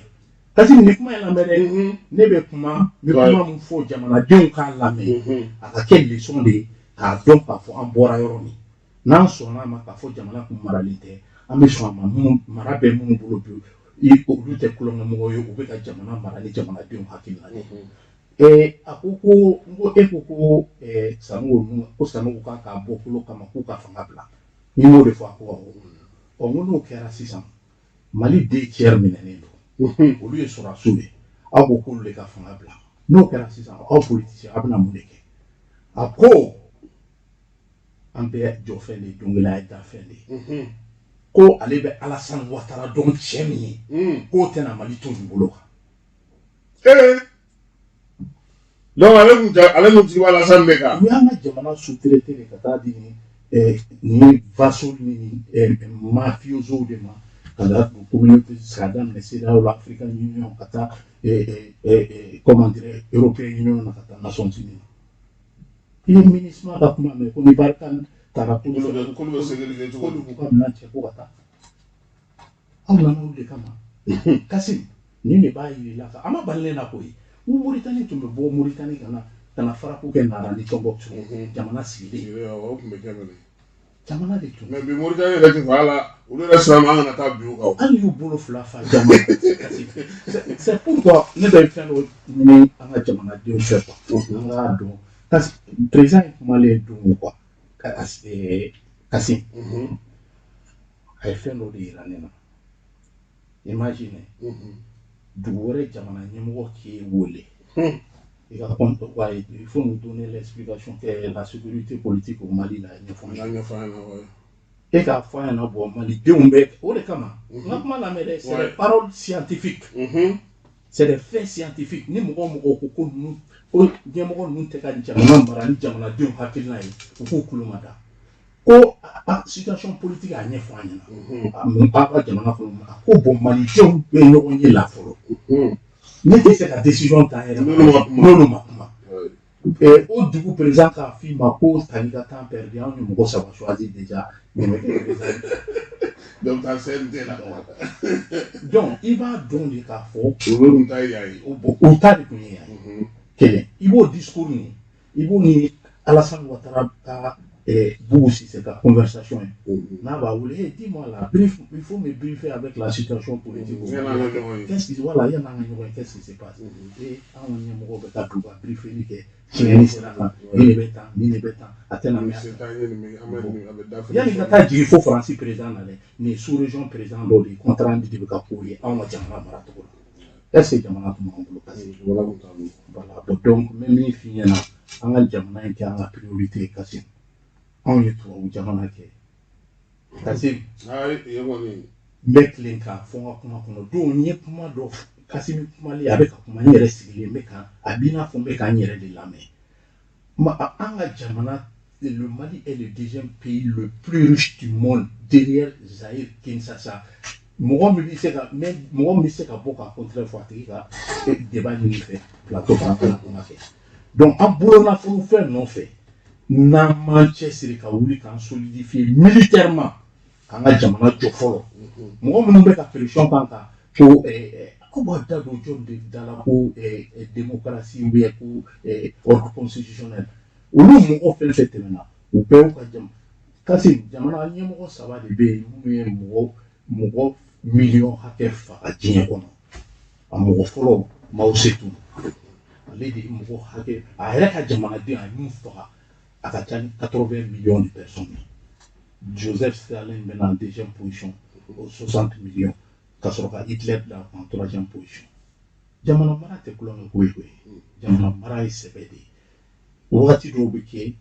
c'est-à-dire récréation de banna c'est terminé. Donc an ka sɛbɛn sira ta an t'a dɔn k'a fɔ anw ka den minnu bɛ taa sa anw ye maliyɛn de l'extérieur de ye anw bɛ denmisɛnnin minnu bɛ sa désert kan minnu bɛ sa kɔgɔji la an b'u ye k'a sɔrɔ ne ma bɔ ka taa tunga la ne y'a dɔn sisan nafolomafɛn baara ani cɛsiri de bɛ jamana bɔ ɲɔgɔn ne tun bɛ nin dɔn n ka jamana kan ne tun tɛ minɛn don kɔgɔ la ka taa kɔfɛ. Ayiwa Solo an ye i ka bataki dɔ ye o k'a fɔ Musa Agatayɛri ka bataki dɔ ko kabini nin kalo tile 19 CNT mɔgɔw sera ma k'a ɲininka nin ko in na wa n'u ye baro sigi o kumana kan o tuma aw tun b'o kalama b'an ka tɔnw yɛrɛ dɔw b'a kɔnɔ parce que ɲɛ bɛ Amidu Traoré la. Depuis ni information cunna anw kan aéroport la. Aw ma sigi. O su nin kɛra o su kelen bɛɛ président Habib Sila ye vice-président président Amidu Traoré wele wuli ka cɛsiri daminɛ a ka fɛn min kan ka kɛ a k'o ɲɛnabɔ ka ministre wele ministre de passage même profiter ni i ka plateau fɛ vraiment ka Musa fo a bɛ cɛsiri min na an n'a bɔra sisan Sikaso a ye une semaine de kɛ Sikaso journée internationale des migrants a bɛ cɛsiri min na i b'a kɔlɔsi depuis a nana sisan i ma apaisement ni accalmie Mali kɛlɛ t'anw ni ɲɔgɔn cɛ o mais perturbateur ni usurpateur dɔw de tun bɛ an senkɔrɔ ni Ala y'a kɛ Cour suprême yɛrɛ ye décision bɔ ka olu ka nettoyer ka bɔ an senkɔrɔ olu de tun kɛlen don ka na kɔlɔlɔ don maliyɛnw ni ɲɔgɔn cɛ u yɛrɛ ka fɛn laɲini dɔrɔn kama donc Ala y'an dɛmɛ anw ye légaliste de an bɛ tugu sariya de kɔ Kasim pour le rappel an ka 7e conférence la quand décision taara commune 6 tribunal fɛ k'an tɛ se k'an ka conférence kɛ n'an y'a bɔ a ma k'an sigi ka jamana lamɛn donc ni supreme cour ye décision ta k'a fɔ ko récépissé dɔ ye faux ye usage de faux ye a tigilamɔgɔ tɛ se ka forcing kɛ o i bɛ jamana lamɛn de pikiniki banna ko ye forcing minnu bɛ kɛ Mali kɔnɔ ka menace kɛ c'est pas le gouvernement de Choguel Maïga et puis Assimi Goïta qui bɛ n'olu la intimider nkalon kan donc olu o ɲagasa ninnu de bɔra an senkɔrɔ donc n bɛ profiter ni i ka plateau fɛ ka ministre n'a ka baarakɛɲɔgɔn bɛɛ fo ministère la u bɛ cɛsiri min na nin ko yɛrɛ kɔnɔ ministre ma wuli ka kɔlɔkɔlɔ cɛsiri de kɛ wulikajɔ caman kɛ pour que décision finale min nalen filɛ ka visa ko nɔgɔya malidenw ye pour que u bɛ don Mali kɔnɔ a nin cogoya la i bɛ ministre ka communiqué yɛrɛ y'a ta n ye message min ci ma donc minnu y'a délégation minnu taara parce que an y'a ye usurpateur dɔw bɔra ko CNT mɔgɔw ma baara kɛ alors que u taara ni ministre kuma ɲɔgɔn na ministre yɛrɛ bɔra ka déclaration kɛ mɔgɔ minnu tun b'a kɛnɛ kan ni filɛ k'o f'i ɲɛna. Ministre ka sɛbɛn na ko nin juma kalo tile 19 ale nisɔndiyalen ani maa dɔw ye ɲɔgɔn n'olu ye CNT mɔgɔw ye ani mɔgɔw b'a la fana minnu ye maliyɛn minnu bɛ kɔ kan olu ka mɔgɔw ye minnu bɛ CNT kɔnɔna na ko a ɲɛmaaya a ko bɛɛ lajɛlen kɛra CNT ale ka jɛkulu min sigilen don yaasa maliden minnu bɛ kɔ kan ka se ka olu ka ko fɔ ko kuma yɛrɛ tali kɛ o la kosɛbɛ min ye ministre a ko lajɛ in senfɛ ko ale yɛrɛ ye hakilinaw d'u ma délégation ma a bɛ se ka faamuyali kɛ cogo min waleya min bɛ sen na a ko bɛ se ka ɲɛ sɔrɔ cogo min na n'o ye u nana laɲiniba min kama ko a ko senfɛ fana ale yɛrɛ y'a jira wasabulon mɔgɔ ninnu na k'a fɔ ko an ka maa minnu bɛ kɔ kan ko u ka waleyaw kan ka ta bala cogo o cogo la ka se ka fɛɛrɛ ni dabali sɔrɔ a la ko u y'olu bɛɛ lajɛlen da yira ɲɔgɔn na o kɔfɛ fana ko a y'a jira k'a fɔ ko min ye malidenw ye olu ka ko o tɛ se ka kɛ bolo kɔfɛ ko ye gouvernement bolo o de la maliyɛn fɛn fɛn bɛ kɔ kan nin waati in na u k'a bila u kunna k'a fɔ ko olu bɛɛ lajɛlen bɛ kurun kelen na k'a b'a ta a b'a ɲini bɛɛ lajɛlen fɛ maliyɛn minnu bɛ kɔ kan ko u bɛɛ lajɛlen k'a dɔn k'a fɔ ko halisa olu kɔni cɛsirilen don don o don su ani tile Yarsa u baara min kalifalen don a la a bɛ se ka kɛ ka ɲɛ cogo min na Musa Atayɛri ministre min bɛ maliden minnu sigilen don kɔkan ani farafina ka kɛnɛya sinsinni anw fɛ yan o de don. A bɛ se ka tɛmɛ nin kan. Est-ce que violence mago bɛ violence la mɔgɔ min na. Bon Jaw la ɲɛ bɛ Amidu fana na Amidu Ja b'a la Bams Ja bɛ yan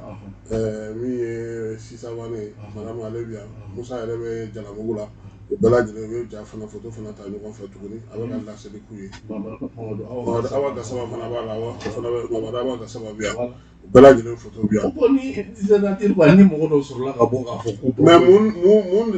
de bɛ se ka kɛ nin kɔfɛ sisan parce que hali n'aw ye nin kɛ sisan est-ce que aw man ka fɛɛrɛ dɔ sigi sen kan c'est vrai que bonne foi yira la texte yira la papier yira la bon bɛɛ la pour que hakili su kana se ka ɲɛ sɔrɔ nin ko in kɔnɔ n'o ye maliden minnu bɛ kɔ kan aw bɛ se ka mun ta ka ɲɛ suma parce que Gera Asa ka kuma dɔ b'a yira k'a fɔ minnu yɛrɛ sigilen don malidenw kama n'o ye consulat mɔgɔw ka baara kɛcogo a tɛ mɔgɔ nimisi wasa kosɛbɛ. An y'o laɲini kɛ Mali gouvernement fɛ k'a f'u ɲɛna u ka mɔgɔ da an ma an bɛ se ka mun sugandi ka sigi consulat ninnu kɔnɔ pour que u ka baara kɛ mais ko jamanaw ɲɔgɔn ka taabolow kɔnɔna na a bɛna gɛlɛya c'est pour te dire que anw ka baara in filɛ nin ye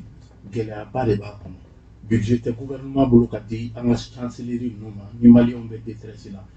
ka na u dɛmɛ donc anw yɛrɛ de bɛ porte à porte philanthropie k'an bolo don poche kɔnɔ malidenw ma deli ka échouer o la fɔlɔ donc i ye min fɔ nin ye ni gɛlɛya minnu filɛ nin ye c'est-à-dire n'a fɔra tuma o tuma ko y a problème o kɔrɔ de k'i bɛ ɲɛsin solution min ma dɔ kɛra gɛlɛya in ma fɔli la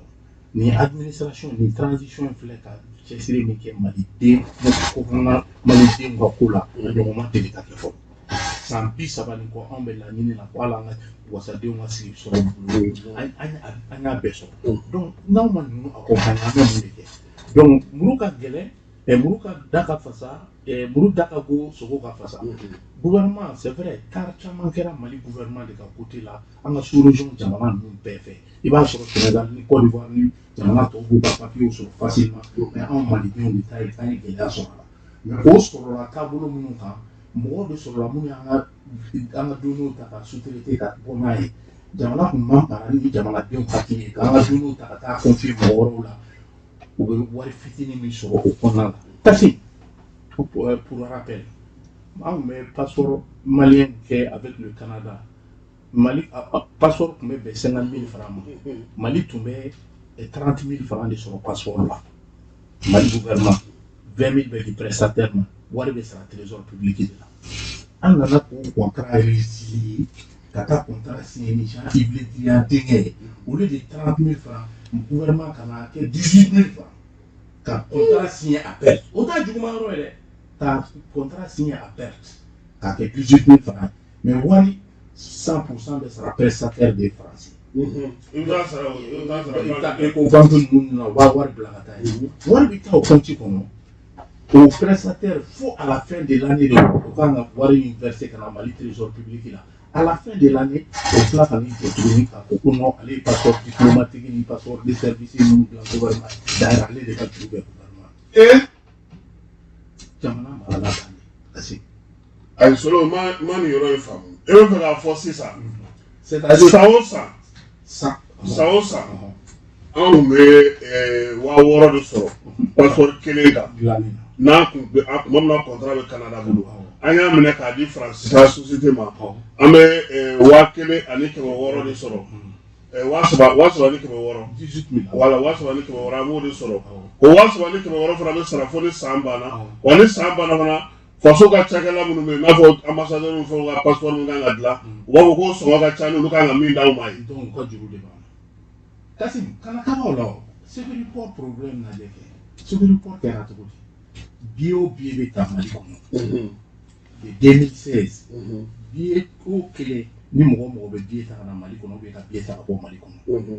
10 000 francs bɛ e bɛ 10 000 francs sara o 10 000 francs na 75% u nana ni prestataire américain dɔ ye k'o ta ye 75%. Imagine anw yɛrɛ de b'o kan an yɛrɛ parce que minnu b'a contrat signé olu de b'a dɔn ko olu de bɛna signé.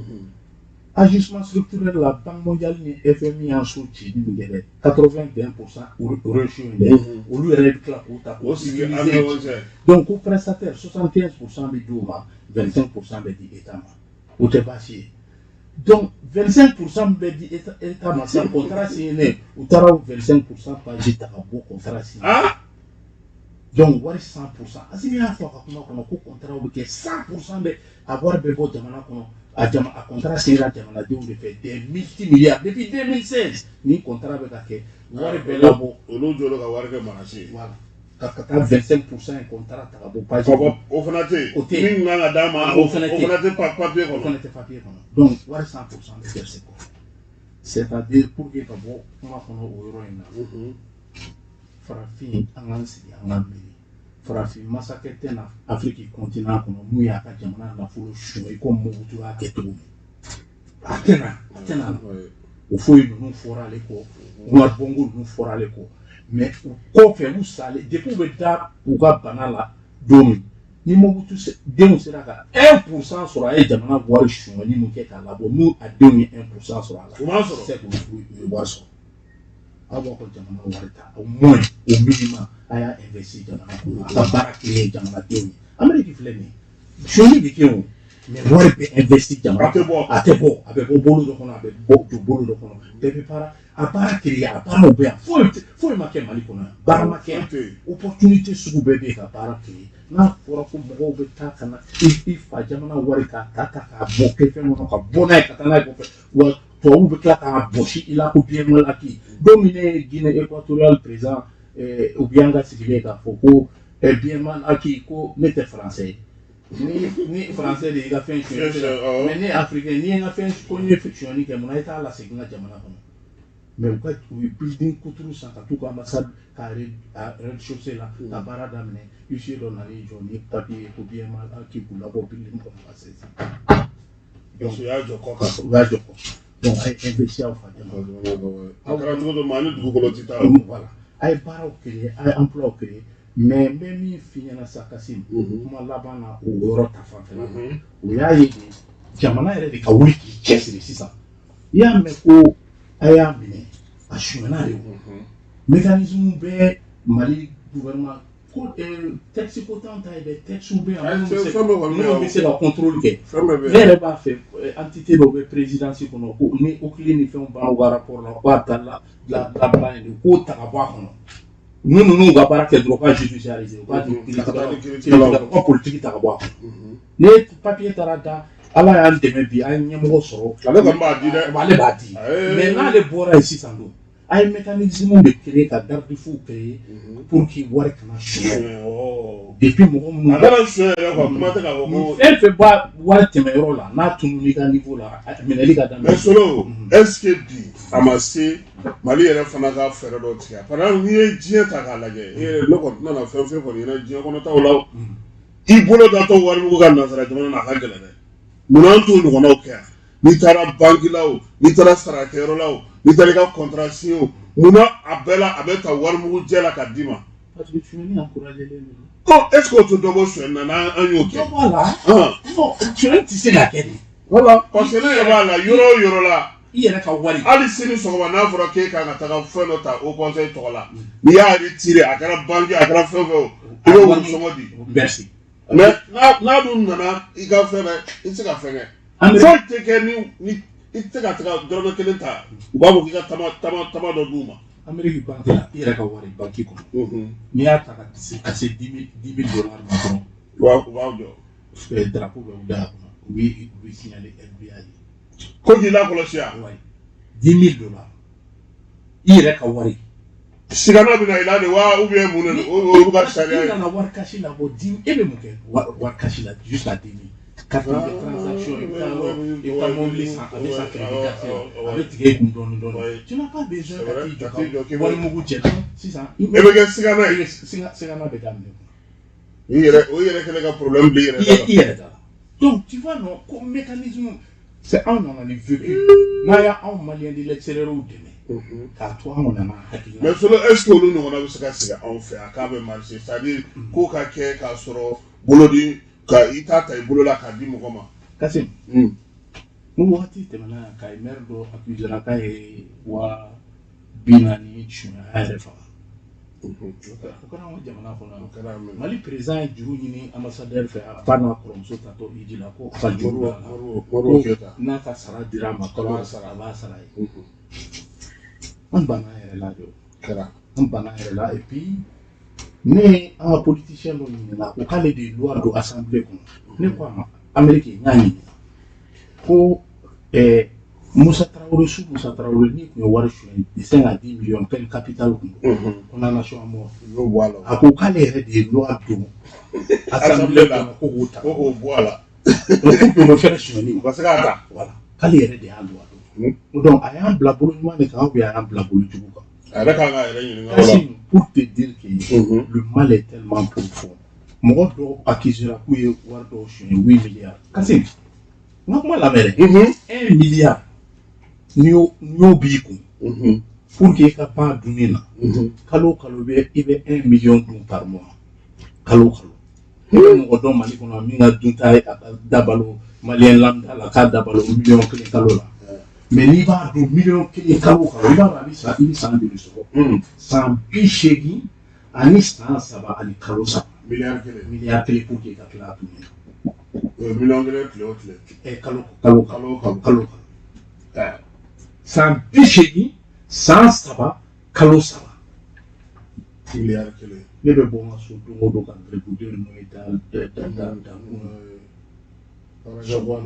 bɛ segin n ko greffier n'o ye da kɛ n mana na n denmusonin mana boli ka taa n'i y'a minɛ n bɛ n ko filɛ ka n den ninnu na ninnu bɛ ka jamana ni jamanadenw ka hakɛ ta ni bɛɛ ye jamana nafolo anw ye an tɛ fantan jamana de kɔ on est vachement riche parce que ni jamanadenw ka hakɛ dir'u ma walayi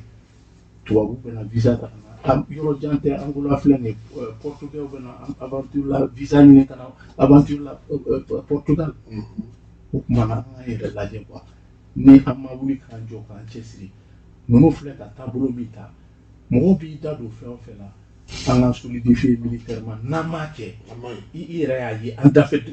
dugu ninnu fɛn fɛn bɛ yen a bɛɛ b'a ɲɛ de b'an kɔ a bɛ k'an lajɛ dɛ nous on est plus riche que l'Algérie ça c'est vérifié gaz ni pétrole Algérie i fɛn ta dɔrɔn Algérie sina k'i bɔ armement san de kan o b'u bolo dɛ bon anw de ye Algérie dɛmɛ k'u ka indépendance d'u ma mais gaz b'an fɛ yan pétrole b'an fɛ yan lithium b'an fɛ yan sanu b'an fɛ yan manganèse et uranium b'an fɛ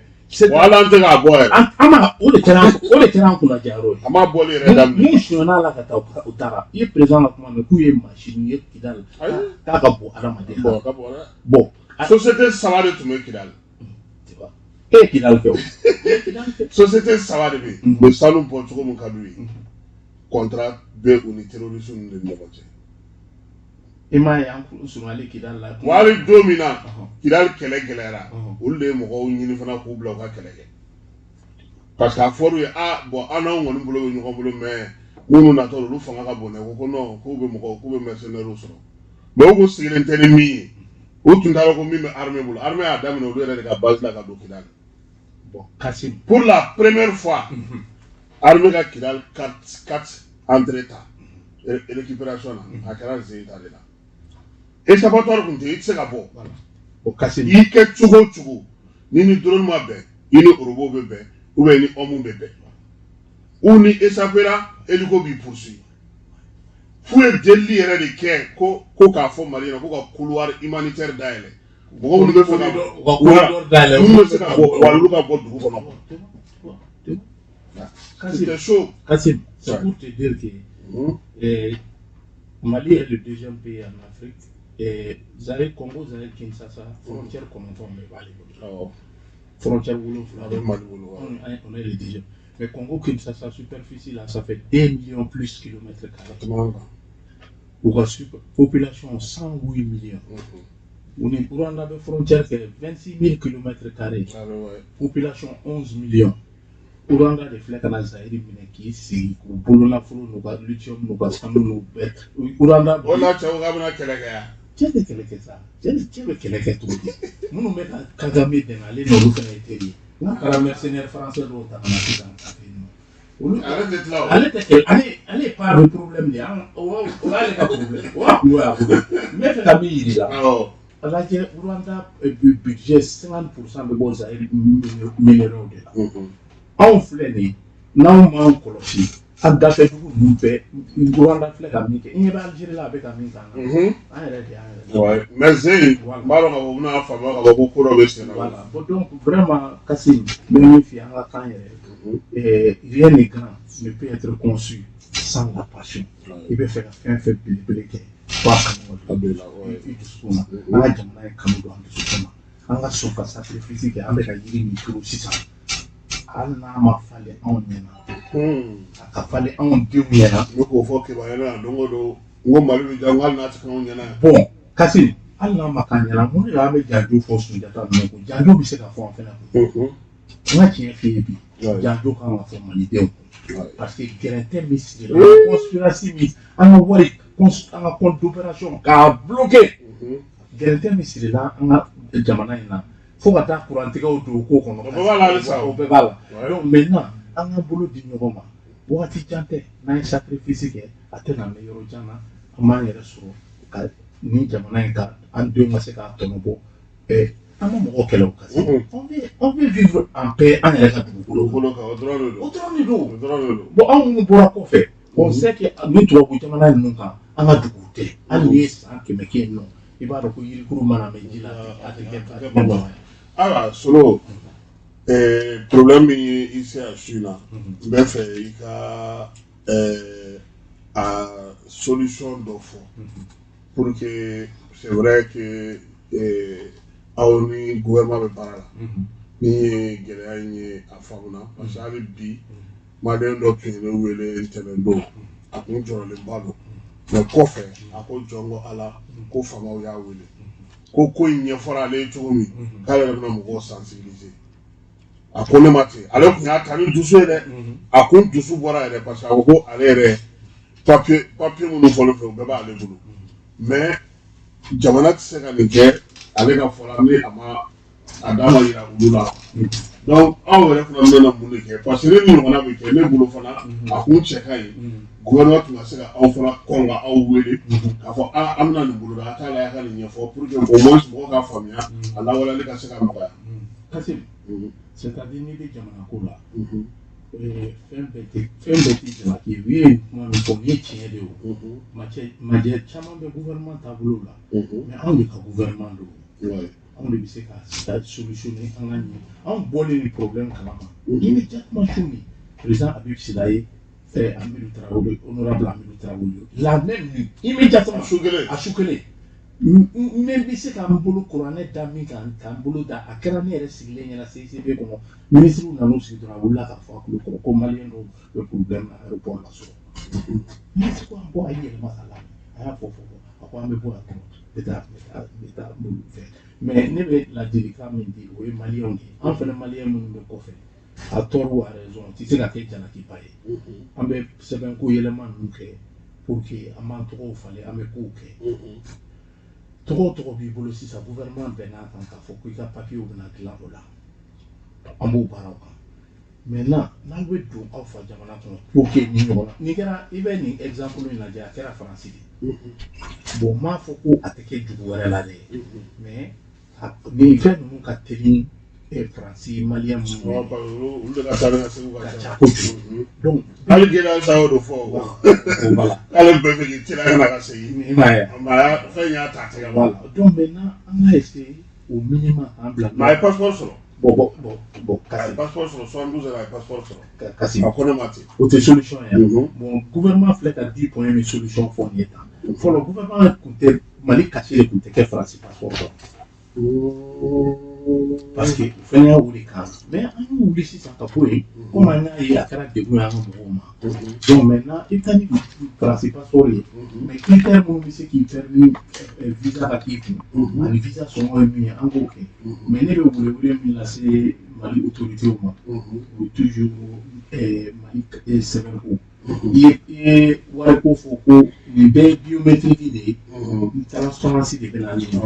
u k'u jija Mali sɛbɛnko dɛ u k'a bɔ papier ko nin na u k'a kɛ biométrique ye parce que hali o la n'i bɛ kɔ kan a ka nɔgɔn quoi i bɛ se k'i téléphone na fɛn bɛɛ bɛ se ka kɛ bi. bi ka sɔrɔ i yɛrɛ ma wuli ka tu n'as pas plus besoin k'a fɔ ko foyi ka i ka taa fo yɔrɔ jan na yɔrɔ jan na i ma cɛ ka kuma ye ko ale bɛ min pɛridi nin na ka tila ka tile et puis a ye tile 2 de kɛ a tɛ taa baarakɛyɔrɔ o bɛ tigɛ a kun kasi aw dun fɛ yen foyi u taara k'u taara bɛɛ kɛ aw fɛ yen anecdote dɔ de don pour que k'a yir'i la jamana kun maralen de kɛ quoi donc mais an k'an bolo di ɲɔgɔn ma ne taara an ka mobili jɔ parti la n'i ye mobili jɔ parti la i bɛ wari de k'a kɔnɔ ka na ambassade la mun bɛna boli ka na ka biométrique kɛ i bɛ wari min k'a kɔnɔ machine tan ye heure 1 dɔrɔn de ne nana k'a fɛn kɛ turu sera ne ma u mana n tɛgɛ don n'a ye ni machine i bɛ n ka ordinateur belebeleba ye min bɛ n'a fɔ ko kɛsu ka base de données bɛ kɛ min kɔnɔ o de bi a kɛlen don i y'a fɔ statut diplomatique u mana n bolo da nin na ni nin kɛra vert ye dɔ in bɛ kɛ rouge ye an bɛ segin ka na an bɛ segin heure 1 banna ne bolila ka taa wari k'a kɔnɔ n seginna ka na o fana heure 1 banna n seginna ka taa heure 3 ne y'o de wari ta ne ko finalement consulat personnellement n karamɔgɔkɛ n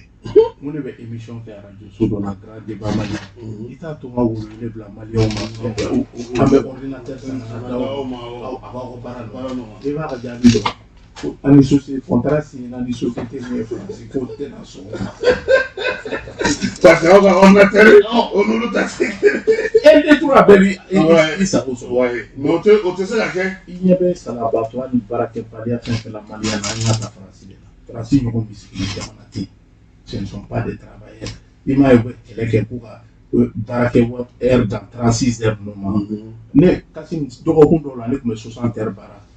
dɔgɔkun kelen kɔnɔ olu bɛ 36 heures kɛ ɲini kalo kɔnɔ donc an ka bɔ nin kɔnɔ quoi an ka baara kɛ an ka cɛsiri an yɛrɛ fitinin ni dimanche tun tɛ baara tun bɛ kɛ don bɛɛ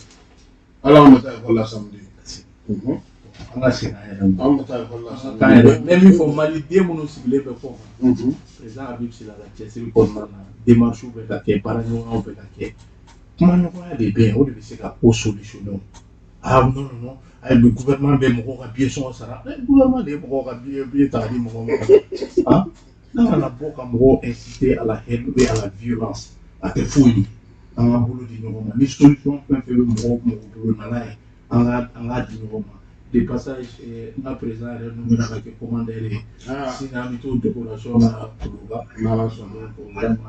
ka bonya da i kɔrɔ o diyara an ye k'a félicitations merci an bɛ bɛɛ fo ka bɛɛ lajɛlen waleɲuman dɔn n'ala sɔnna ma an na ɲɔgɔn sɔrɔ kɛnɛ wɛrɛ kan Sulemani Kulibali ale tun b'an bolo kɔrɔ dugu conseil malien international olu ka kunnafoni di o ko bɛɛ lajɛlen ɲɛmaayaba b'ale bolo Falaye tun bɛ yan yaasa aw ka se ka an ye YouTube ale ni Facebook kan Keba Jalo cɛ i sɛgɛnna bi dɛ i y'a bɛɛ kɛ bi informaticien ya o technicien ya o voilà a y'a bɛɛ kɛ bi dɛ o cɛ multiple o cɛ polybala a sɛgɛnna bi an b'a fana fo k'a waleɲuman dɔn n'ala sɔnna a ma sini an na ɲɔgɔn sɔrɔ a kibaruya wɛrɛw kɛnɛ kan ka bɛɛ lajɛlen fo mais i tɛ folikan laban lase maliyɛnw ma kɔ kan ani ka kumakuncɛ kuma. merci o diyara n ye parce que n bɛ fɛn o fɛn la anw bɛ baara o baara la maliden minnu bɛ kɔ kan kasi n'i y'a ye ko paix ani stabilité ni tranquillité fitinin bɛ jamana kɔnɔ anw ka contribution de don i ye n balimakɛ yɛrɛ ka kuma lamɛn olu bɛ si kɔngɔ la u bɛ si bɛ ɲɔgɔn la pour que ka wariw bila ka na yan o de kɛlen don ka basigi kɛ jamana kɔnɔ donc o tɛ kulonkɛfɛn ye quoi anw bɛ wari min na don jamana kɔnɔ yan nɔ a ka ca ni tubabu jamana bɛɛ lajɛlen ka dɛmɛ donc o bɛ ko min kɔnɔ an ka ɲɛmɔgɔw ka u kɔ filɛ ka an ka ɲɔgɔn lamɛn dɔ mana kɛ ɲɛmɔgɔ ninnu na dɔ ka aw b'an fɛ na an bɛɛ ka ɲɔgɔn dafa an ka foli bɛ aw ye maliden minnu sigilen bɛ kɔ kan dan tɛ foli min na mais n ka foli bɛ aw maliyɛn minnu fana bɛ kɔnɔna na aw de sɔnna ka kɔngɔ muɲu ka minɔgɔ muɲu ka kurantigɛ muɲu ka wari gɛlɛya kun ka jamana kɔkɔrɔma don n ka foli b'aw bɛɛ lajɛlen foli laban bɛ di mɔgɔ jumɛn ma o ye ɲinɛbali sɛgɛnbali la force tranquille qui est président Habib Sy la n ka foli b'a ye. Ayiwa i yɛrɛ ye Kulibali ka bɛɛ lajɛlen fo n'ala sɔnna ma sini an na ɲɔgɔn sɔrɔ a kibaruya olu kɛnɛ kan.